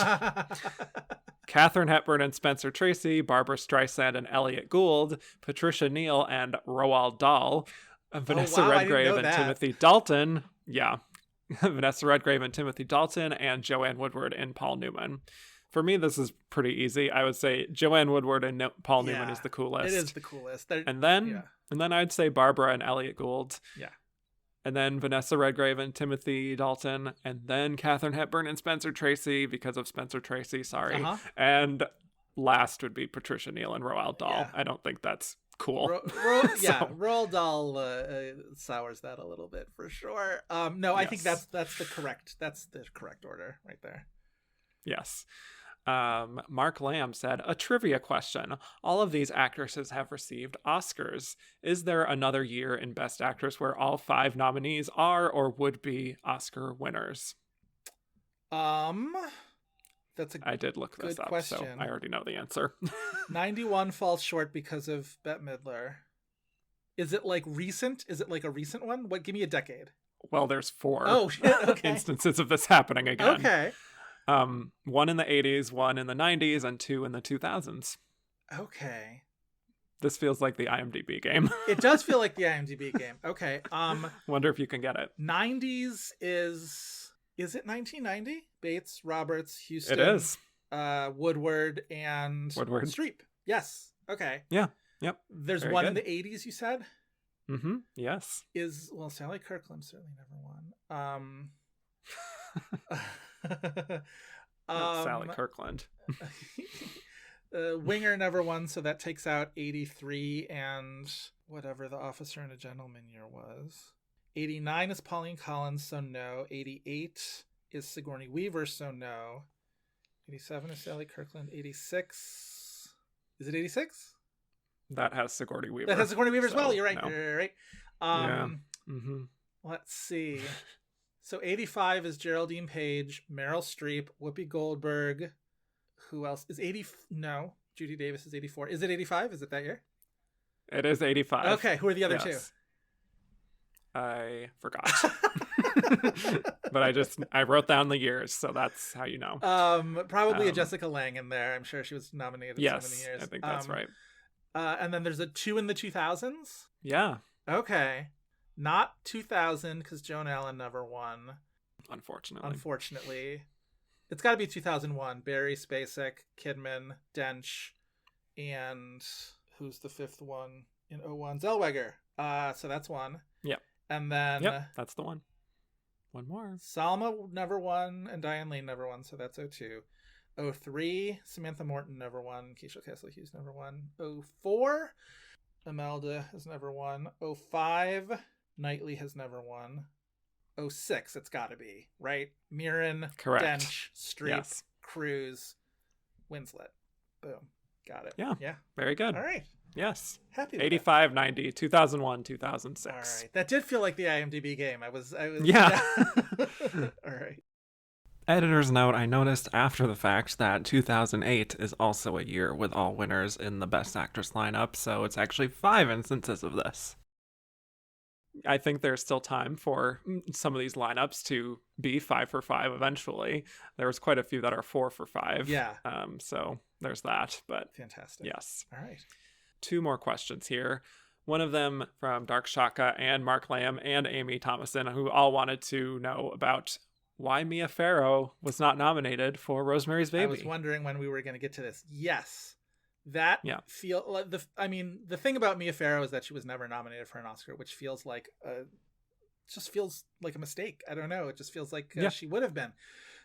Rosemary's Baby, that was sort of the big high profile snub. I probably put her in that lineup ahead of Vanessa Redgrave. As much as I think Vanessa Redgrave is very good in Isadora, I think Rosemary's Baby is, an iconic movie, and Mia Farrow's performance in particular is an iconic performance.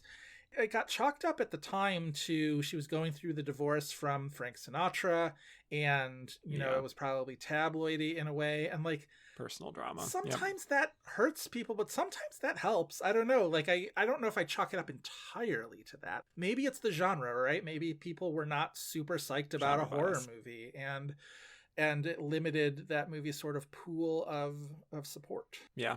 Despite that supporting win for Ruth Gordon. That's true. Yeah. So that's what makes it a mixed message. Sometimes it's easier, though. I think Ruth Gordon's character is fun to watch in that movie, as sort of wicked as she is. True. I think Farrow makes it harder. Certainly the nightmare scene where she gets raped by the devil, like that is, you know what I mean? It's a little, it's harder to watch in a way.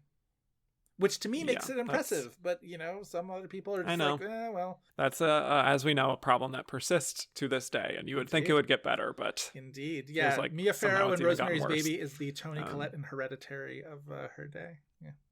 Well, now we said it. Now we said it. Okay, last question from Cinema Sex Kitten. 1968 is the year in which Joan Crawford replaces her daughter on a soap opera for a few episodes. Which of these actresses would have been best suited to the soap opera genre? Oh my God. First of all, can we talk about how reading about old Oscar ceremonies and whatnot, whenever they get to Joan Crawford, and so many of them are like, Joan Crawford in her position as the president of the Pepsi-Cola Company, and every single time it makes me smile. It's such a fun little niche of history that Joan Crawford was the president of the Pepsi-Cola Company. I mean, Barbra Streisand on a soap opera would be pretty tremendous, right? Like, what a... Yeah, think of the soft glow and the lighting and everything. Oh, absolutely. Although, like, the pace at which the soaps film, like, it would probably stress Barbara out a lot, I would say. Yeah. But that's the one... She would demand a lot, too. She would. So. She would absolutely demand a lot. Whereas, like, you can see Patricia Neal as, like, the matriarch of a soap opera family. I was going to say. That feels like it would be the most seamless fit. Yeah. Surprised that wasn't kind of what she would do after that, but honestly, like a Barbara Bel Geddes kind of a late career sort of. Right. There you go. All right.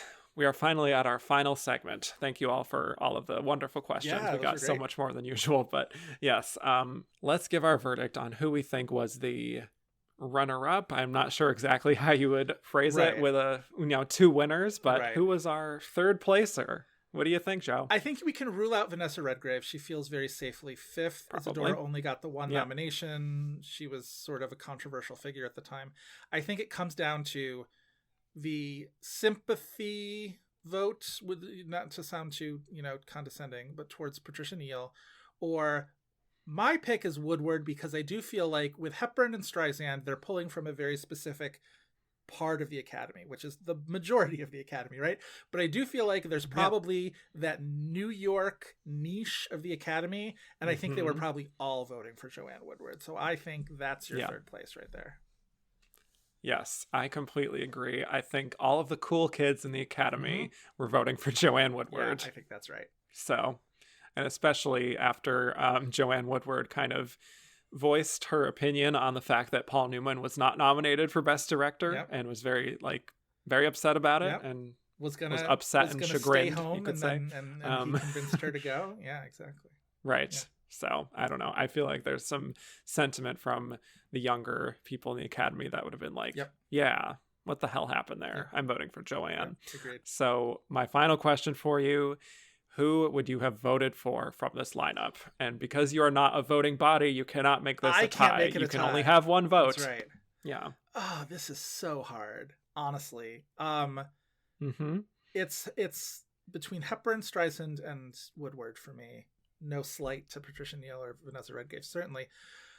Oh boy, I think it comes down to I haven't seen all of the Joanne Woodward performances, so the Rachel performance here really does sort of tower over it. Whereas like Hepburn is so tremendously fun and wonderful in The Lion in Winter, but I've seen her in so many other things, so I think that pushes me at the moment to vote for Woodward, who I just think it's for as much as like I think it's crazy because like Hepburn and Streisand are like two of my favorite Oscar wins, but I do feel like if I were a voter, I probably would have wanted to be among those cool kids, right? Voting for Joanne Woodward. Who doesn't want to be cool? I want to be cool. That's true. I want Joanne Woodward and Paul Newman to like hang out with me. I don't know. Take me into the fold. Yeah.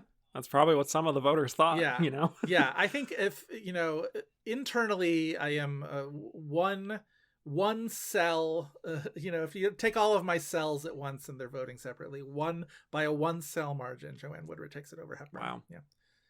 Wow. Okay.